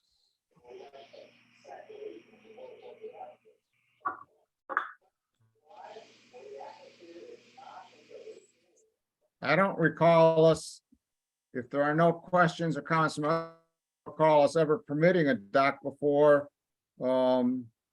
that was permanent in sitting on the.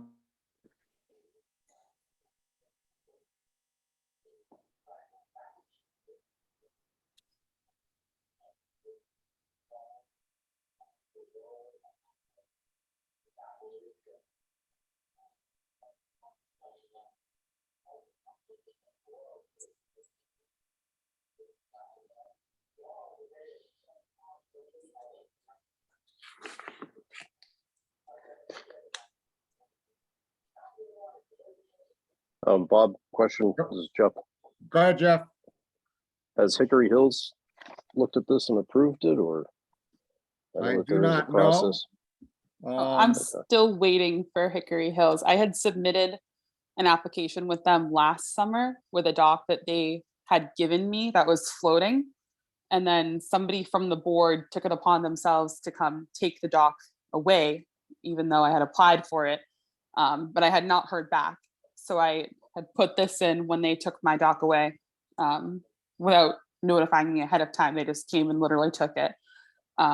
So I put this in so I'd have a spot to get on my boat, basically. I didn't realize there was a whole order of operations because I'd already submitted the application with the lake the year prior and just not heard anything. So I'm still waiting to hear from the lake, but I have submitted the application with them. Thank you. And Bob, Richard, go ahead, Jeff. Anything else? I mean, in my recollection, I don't think we allow docks like this. They normally have to be removable. So I guess would the applicant want to put in a different style dock that is removable, usually on wheels, usually like an aluminum structure that you purchase at a dock company? No, I would totally put one of those in, or I was going to ask too, because I've been asking for a few months. I haven't really been able to get a straight answer because I want to make it so that it's, appropriate. I know a lot of my neighbors have docks that are like this, but they have the aluminum poles instead of the wooden, the parts that go on the bottom. They have aluminum instead of the wood. Would that be okay if I took off the wood pieces and put aluminum instead? I believe you'll see that most of the people with the aluminum, they're either on wheels or they're light enough so that they go out and they take them out in the winter and put them in storage. Yeah, a lot of people end up leaving them in like the lake because there's no water. Obviously, this part of the lake gets drawn down because there's no water in this cove at all in the winter time. So I've noticed a lot of people will leave theirs in throughout the year. I know a few neighbors in the cove behind my house have a dock like this, but it's got the aluminum legs and they leave it in for the winter because the spot that it's in, it's very wooded and it's very hard to remove it. Even if it had wheels on it, it would be very hard to wheel anything out of the lake in that spot. So would that be an option?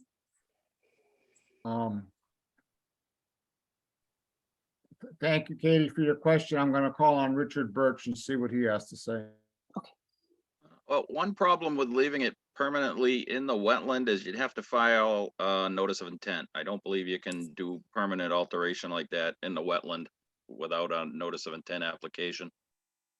And I would strongly recommend trying to get a removable aluminum dock that you can take out in the wintertime. Yeah.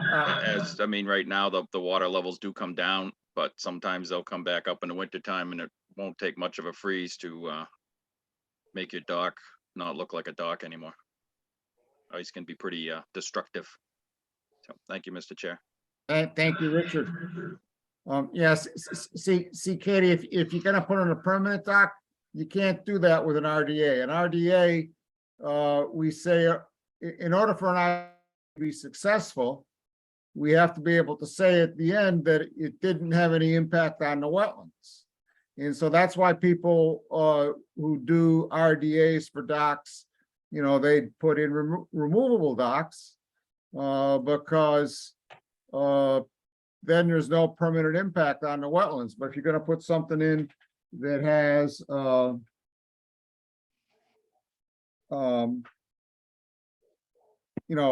to be there all the time, then you need to file a notice of intent, which is a more elaborate process. Okay, so I don't want to do that. So if I put this obviously it's like a one piece right now. So if I put wheels on the posts and get rid of the wood posts and put wheels on aluminum posts and make it removable in the winter time, would that be fine? Perhaps, but we need to see a plan. And I mean, the whole reason those docks are aluminum is wood is very heavy compared to aluminum docks. So, Yes, it was very difficult to put that in there, but I Yeah. was able to do it though. I think I'd be able to wheel it out too. Probably be easier with wheels than it was dragging it in like that. Yeah. It sits in the water and soaks up all that water too. Mike LaRouche has his hand up. Yes, Mr. Chair. I'm kind of curious, what happened to the aluminum dock that the applicant put there originally? And is that something that she can get back? I don't understand how, is it the association who took her dock away? It wasn't an aluminum dock, it was a floating dock. So the lake had collected all these docks last year that had floated away from their homes, and they had offered them up to everybody. So I was in contact with the head of security, I think his name's Mike too. And I was in contact with the office. They knew where I was putting it. They knew that I was taking it, but there was some miscommunication because she was new in the office and she didn't realize that I was near the lake. He also didn't realize that I was near the lake and didn't know what the rules were. So they showed me where the dock was, told me I could have it. I took it, I left it there. One of the neighbors has an issue with where I put it, and she's on the board, and she made this her personal mission to take this dock away, even though I had applied for it. So she literally came when I wasn't home and untied my dock and took it away. So I had a floating dock that was taken away, and they will not give it back because they gave it to somebody else. Thank you. Anything else, Mike? No, that's it. Thank you, Mike.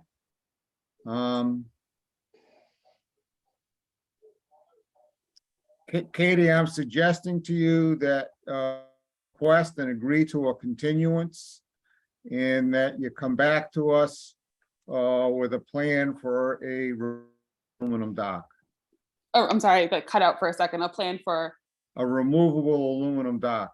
Does the entire thing have to be aluminum, or can I leave some of the wood and put the aluminum posts and wheels? Well, if you can demonstrate to the commission that it's possible to have a removable wooden dock, and I suppose that we'd have to consider it, but the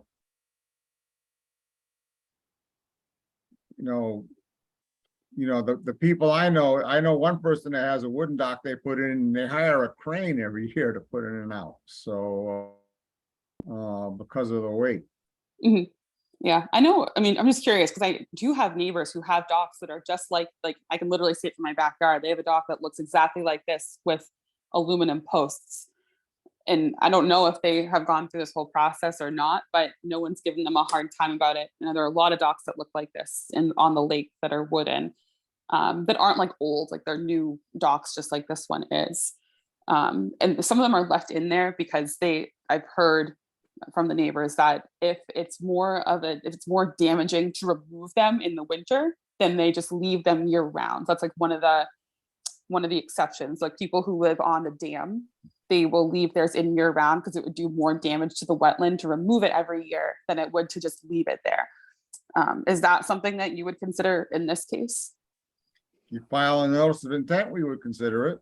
Oh, so you have to file the notice of intent to do that too? That's right. Okay. So what's your wish? We can give you a positive determination tonight and say, oh, you have to file a notice of intent to put a dock in like the one that you have here. And then see how you make out with that process. Or we continue and you could consider, putting in a removable dock.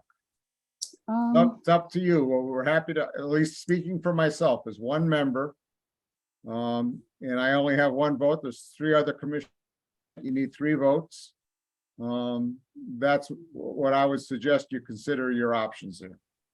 Okay. What does the notice of intent entail exactly? You have to take, you have to take and file an application. It has to be advertised in a newspaper.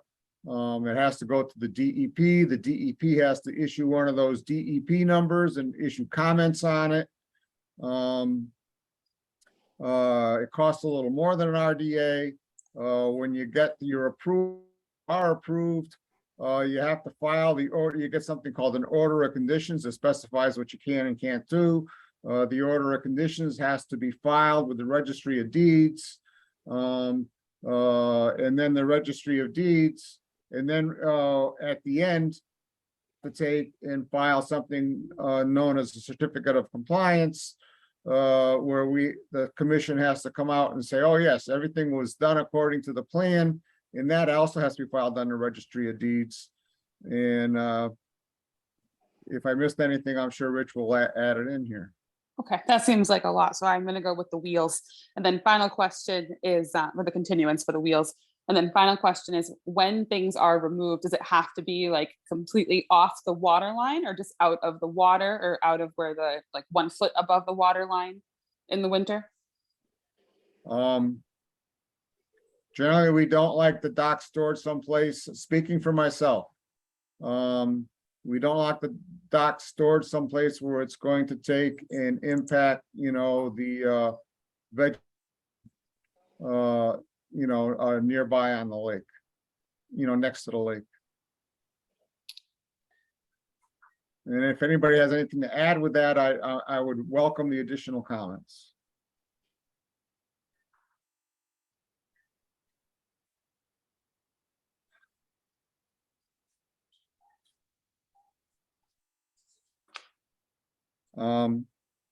We could continue this to our next meeting on September 7th, which would give you 2 weeks to figure out something about a removable dock. Or we could continue it till September 21st, which would give you a month to figure out something about a removable dock. What would be your preference, Katie? Well, would you like me to just have a plan ready, or would you like me to like reconstruct it and then show it to you? No. You don't do anything without a plan. Okay, so 2 weeks is fine. Right now, we could be doing this under an enforcement order, which we're not, because really you shouldn't ever have put the dock in to begin with without permission. Right. So, no, I understand that. So it would be, come back with a plan. Okay, I will come back with a plan on the 7th. Okay, so I'm looking for a motion to continue RDA until September 7th. Make a motion to So moved. continue 3 weeks till August or September 7th. Okay. And I believe I heard Jeff second it. I think it was Mike, but I'll second it. Okay, I'm sorry. Aye. All right, thank you. Rich, Jeff, Aye. Mike, Aye. aye for myself. We're okay with 9 p.m. for the 7th? Oh, you also need 9 p.m.? I work late. I work until 8 every night over in West Boylston. So just make make Nadia aware of that, and Yes. well, hopefully for you, our meeting will go to 9 o'clock on the 7th. They almost always do, so. I can try and log in when I get home around 8:45. I'm usually home by 8:45. We're almost always here at 9 o'clock, so. Okay. We'll try, we'll do our best to accommodate you. All right, I appreciate it. Thank you.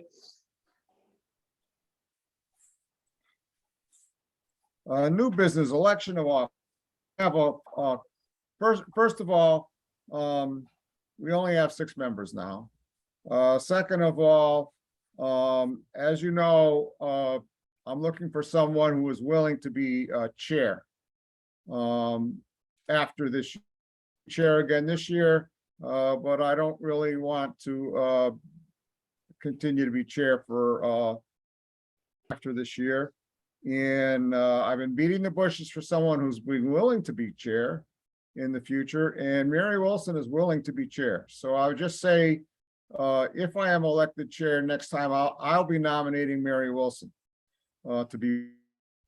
I've discussed this with several of the members, who I thought might be interested in, being chair again. To me, whoever's going to be chair next time, should have a year's experience of being vice chair. So I would just make those comments, and I'm going to say, if all members participating in the elections officers at the next meeting in September, usually people's vacations are over and stuff like that, but we do have to get on with this. So those are my comments. about that. Any other further comments about elections of officers? While we're speaking of the membership vacancy, to my way of thinking, Rich Tremblay has been the most exemplary associate member we've ever had. He's attended every sidewalk. He has a better attendance record than I do.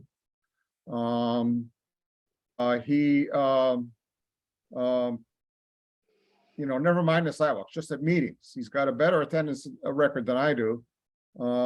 He's taken a MAC course, which I've never taken a MAC course. He has the intention of getting his MAC certification, which means you got to take 8 of those MAC courses. And he's completed one lunch and learn. He wants to do another lunch and learn. He signed up for another lunch and learn. And so I put for your consideration a letter together, endorsing his candidacy to the, and I'm hoping that we can approve that letter or something else like that tonight. But first, I'd like to see, if people have discussion about that.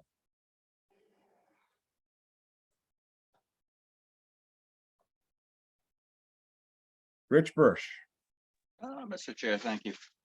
I am all in favor of Rich Tremblay as the next member, if that is the wish of the Board of Selectmen. Yep.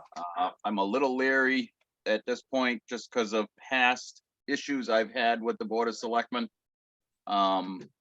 At one point, we used to recommend new members, and I was specifically told not to, that it was the purview of the Board of Selectmen.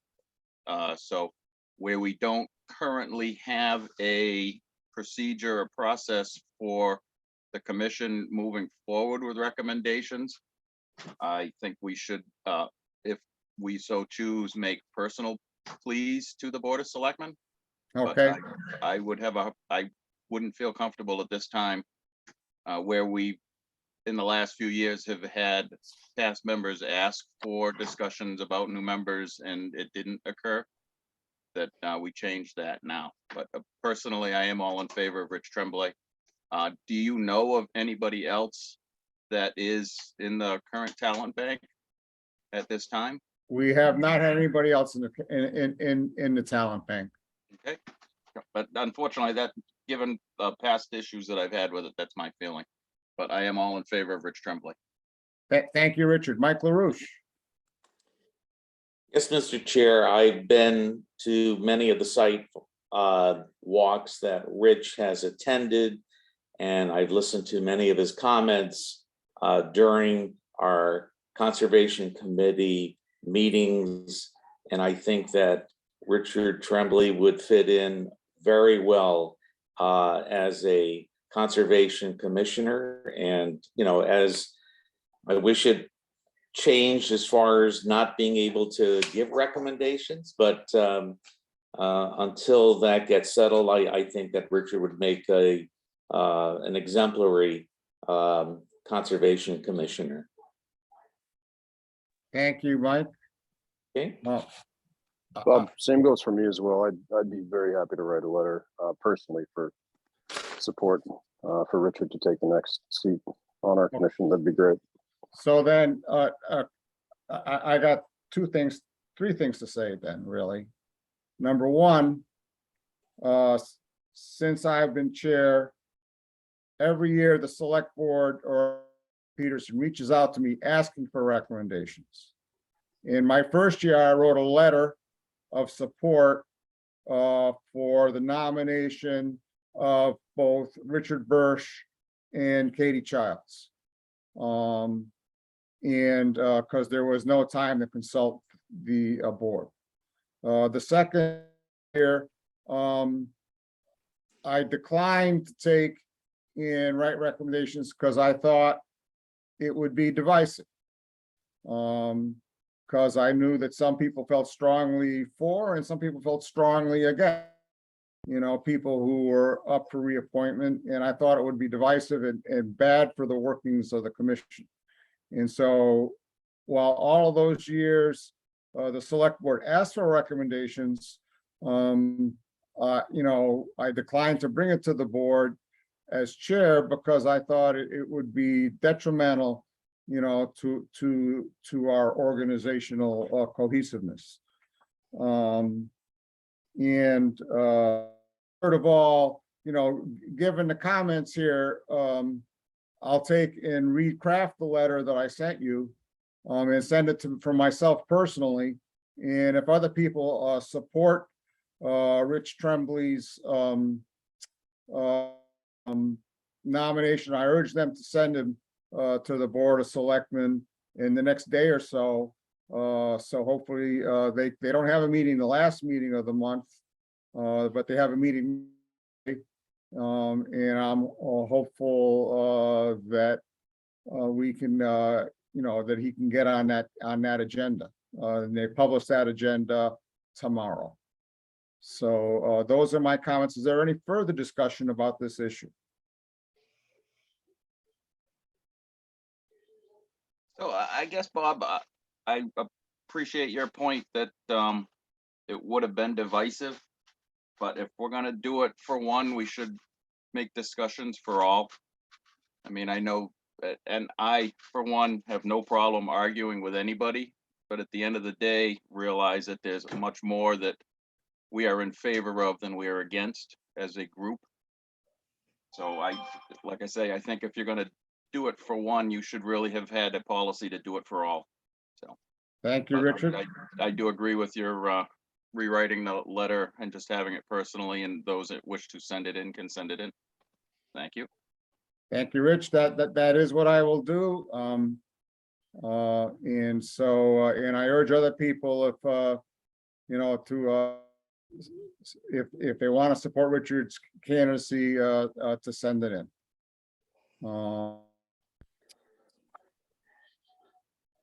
And Old just on a side business. note, Bob, you'll have to figure out when Rich gets approved and put on the commission, who's going to be Rich and who's going to be Richard. That's so true. Thank you very much, guys, for your support. Okay. And Rich's point of view, it's like I didn't, Rich, Tremblay, I understand Rich Birch's point of view. You know, like I didn't do it the last 2 years, and so now why am I turning around tonight and saying, you know, I'd like the commission to get supported, but to me, I don't think we should ever be making negative statements about volunteers in public. I just don't think it's appropriate, and I hope, you know, we never have to do that, and that's why I like to divisive kind of discussions. Update on encroachment issues at 192 Townsend Harbor. They've started the removal.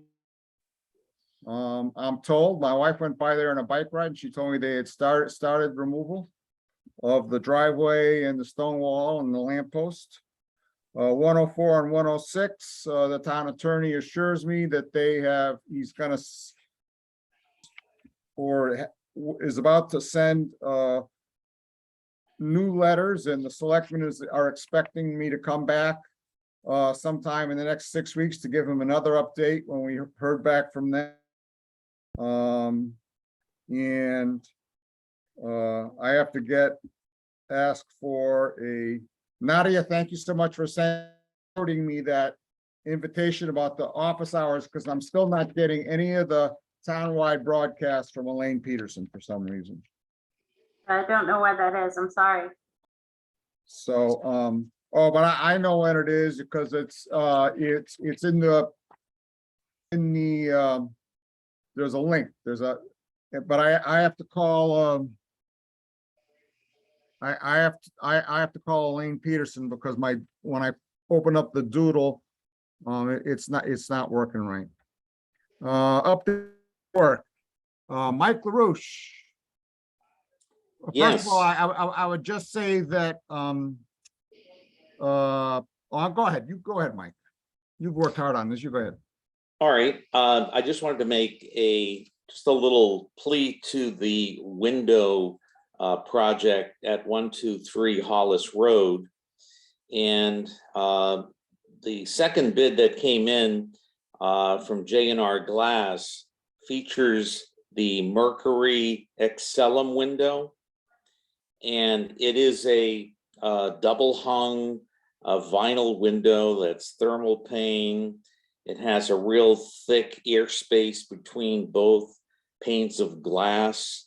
They are locally manufactured in Connecticut, and they've been around since 1950. Started out in the storm windows and, you know, progressed into replacement windows. But given what I've seen of this window and comments that I've heard online, that it's a pretty darn good window for the price. They have a great UV value of 0.27. They've got the memory nylon screens, which means if you poke your pen in it, you can literally fix it with your finger and it kind of comes back. They do have the block and tackle balances that, you know, most replacement windows have. They're easy to service. You know, they do open up so you can wash them inside and out. They do have this full interlocking system. So when you close both windows, they sort of interlock into one another and have multiple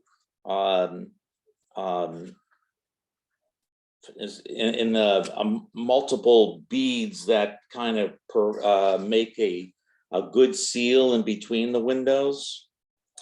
The screen is a half screen, and if you remember the old school half screens, like on the combination windows that used to come on houses where you push on the bottom toggles and you can lift the screens up and down. So they're very sturdy screens. They're not just a throwaway kind of screens that many replacement windows that are imported have these days. And I just think it's a good product, and it would fit well into our site at Hollis Road. And I just want to, I know we're putting in one more, or Heather Lemieux is putting in some, a bid to go out for other contractors to bid on this particular project. And she's pretty close to having a write-up that will go in to whatever publications need to go out in order to get solicited bids from other contractors. Thank you, Mike. Okay. And as of tomorrow, we are going to get another estimate from doing countertops on the inside of Hollis Road. So we're looking to kind of attack some of these issues one by one, and hopefully we'll get some numbers together that the town can look at and make a decision on what they want to do next. Anything else, Mike? Just wanted to let people know that the planting project on the pollinator habitat is continuing. The mowing process has been continued. And once again, we want to thank Lakeview Nurseries for putting in their time, making that project a reality. You know, the pollinator habitat team, as well as myself, and the town should be very grateful for that work that's being done pro bono through Lakeview Nurseries. So we want to thank them again.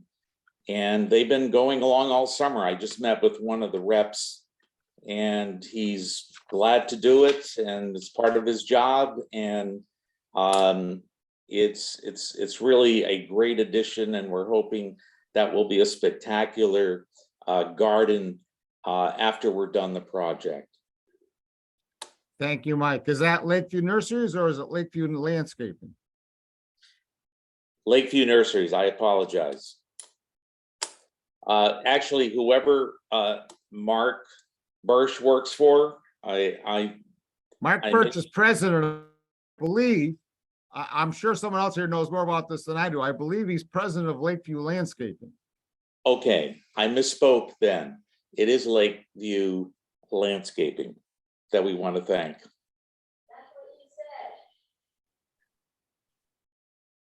Okay. Let's see. Certificate of Compliance, 610 West Street. Sure. This is a pretty old certificate. This is an old order of conditions for a septic system for a house at 610 West Street. And obviously, you know, this is somebody this came up in a title search. They're closing next week. I went out and reviewed the property this week, and to me, all the work is done according to plan. It's been revegetated completely according to plan. Recommend that you vote to issue a certificate of compliance. Thank you, Nadia. Any questions or comments from commissioners?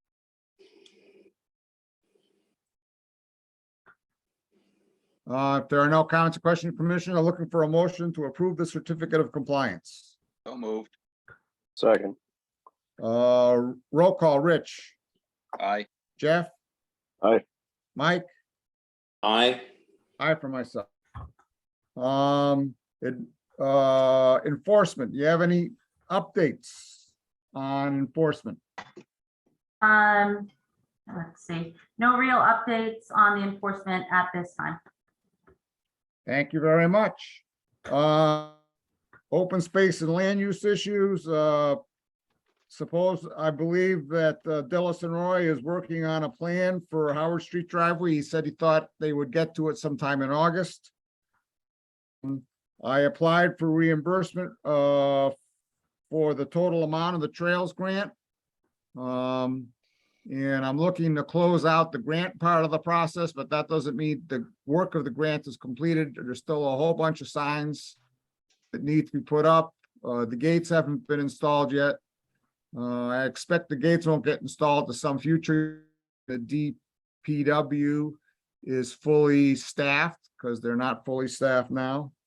And I'm going to be looking, going out using social media and stuff and the list of past volunteers to look for people help put up all the signs. And also to fix the kiosk at Hunting Hill that was vandalized. I bought metal signs for the kiosk on Hunting Hills rather than the paper signs that we had there in the past. And I'm going to install bracing on there because it looks like someone hit it with a vehicle and tried to knock it over, and one of the posts. But the other post is still, you know, firmly anchored in concrete, and the bottom of that post is anchored in concrete. So I was going to try A, to sister it, and B, provide bracing for it. Committee reports. You'll notice in my letter of endorsement for Richard Tremblay that he has indicated a willingness to serve as a representative to the Stormwater Task Force. So far, we haven't had anyone else who have indicated willingness, unless someone's going to jump up right now, which I don't think is going to happen. Any communications or public comment? Bob, I did have a quick question for Nadia, if she had been able to reach out to Hannigan Engineering about Leominster Shirley Road. Yes, that process is underway and has been for some time. I'll check in with Adam to see how it's going. Okay, so they are going to be filing for some work there on that sediment basin and the road crossing in the stream. Oh, so I think I reached out to them. So there was a field change that was approved I think earlier this summer, Rich. And I think that may have covered many of the things that you were mentioning. But I did reach out to him as well directly, to Bill Hannigan. We talked about that last week as well. Okay, so he had presented something to the commission? Yeah, there was a fuel change approved. They added a curtain drain and they're Yes. also cleaning out a culvert. Okay. I guess I missed that on the agenda. So, all right, thank you. And it was, I think, one of the meetings when you were not able to get Wi-Fi. It was early, like early July. Yeah, there was a culvert they cleaned out and they made some other really kind of minor changes. Okay. Is there anything people would like to see on the agenda in the future?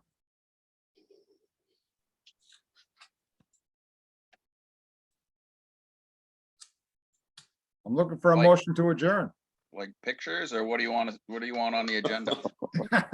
Well, it's like, I look at other committees, Rich, and the last thing on the agenda is often, future agenda items, and give people the opportunity to say, well, I think it's in the future, we should talk about this.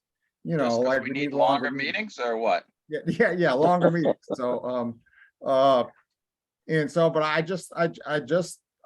think it's a nice thing to do to ask at the end, is there would like to see on the agenda in future meetings. I'll make a motion to adjourn. Thank you, Rich. Second, Do we have a second? I second. All right, roll call. Rich, All right. Jeff, Aye. Mike, Aye. and I for myself. Thank you, Richard. Thank you, Richard. Thank you, Michael, and thank you, Jeff. And thank you, Thank Nigel. Good night, you. everybody. Have a Good night. great night, Good night. Have everyone. a great All evening. right, good night.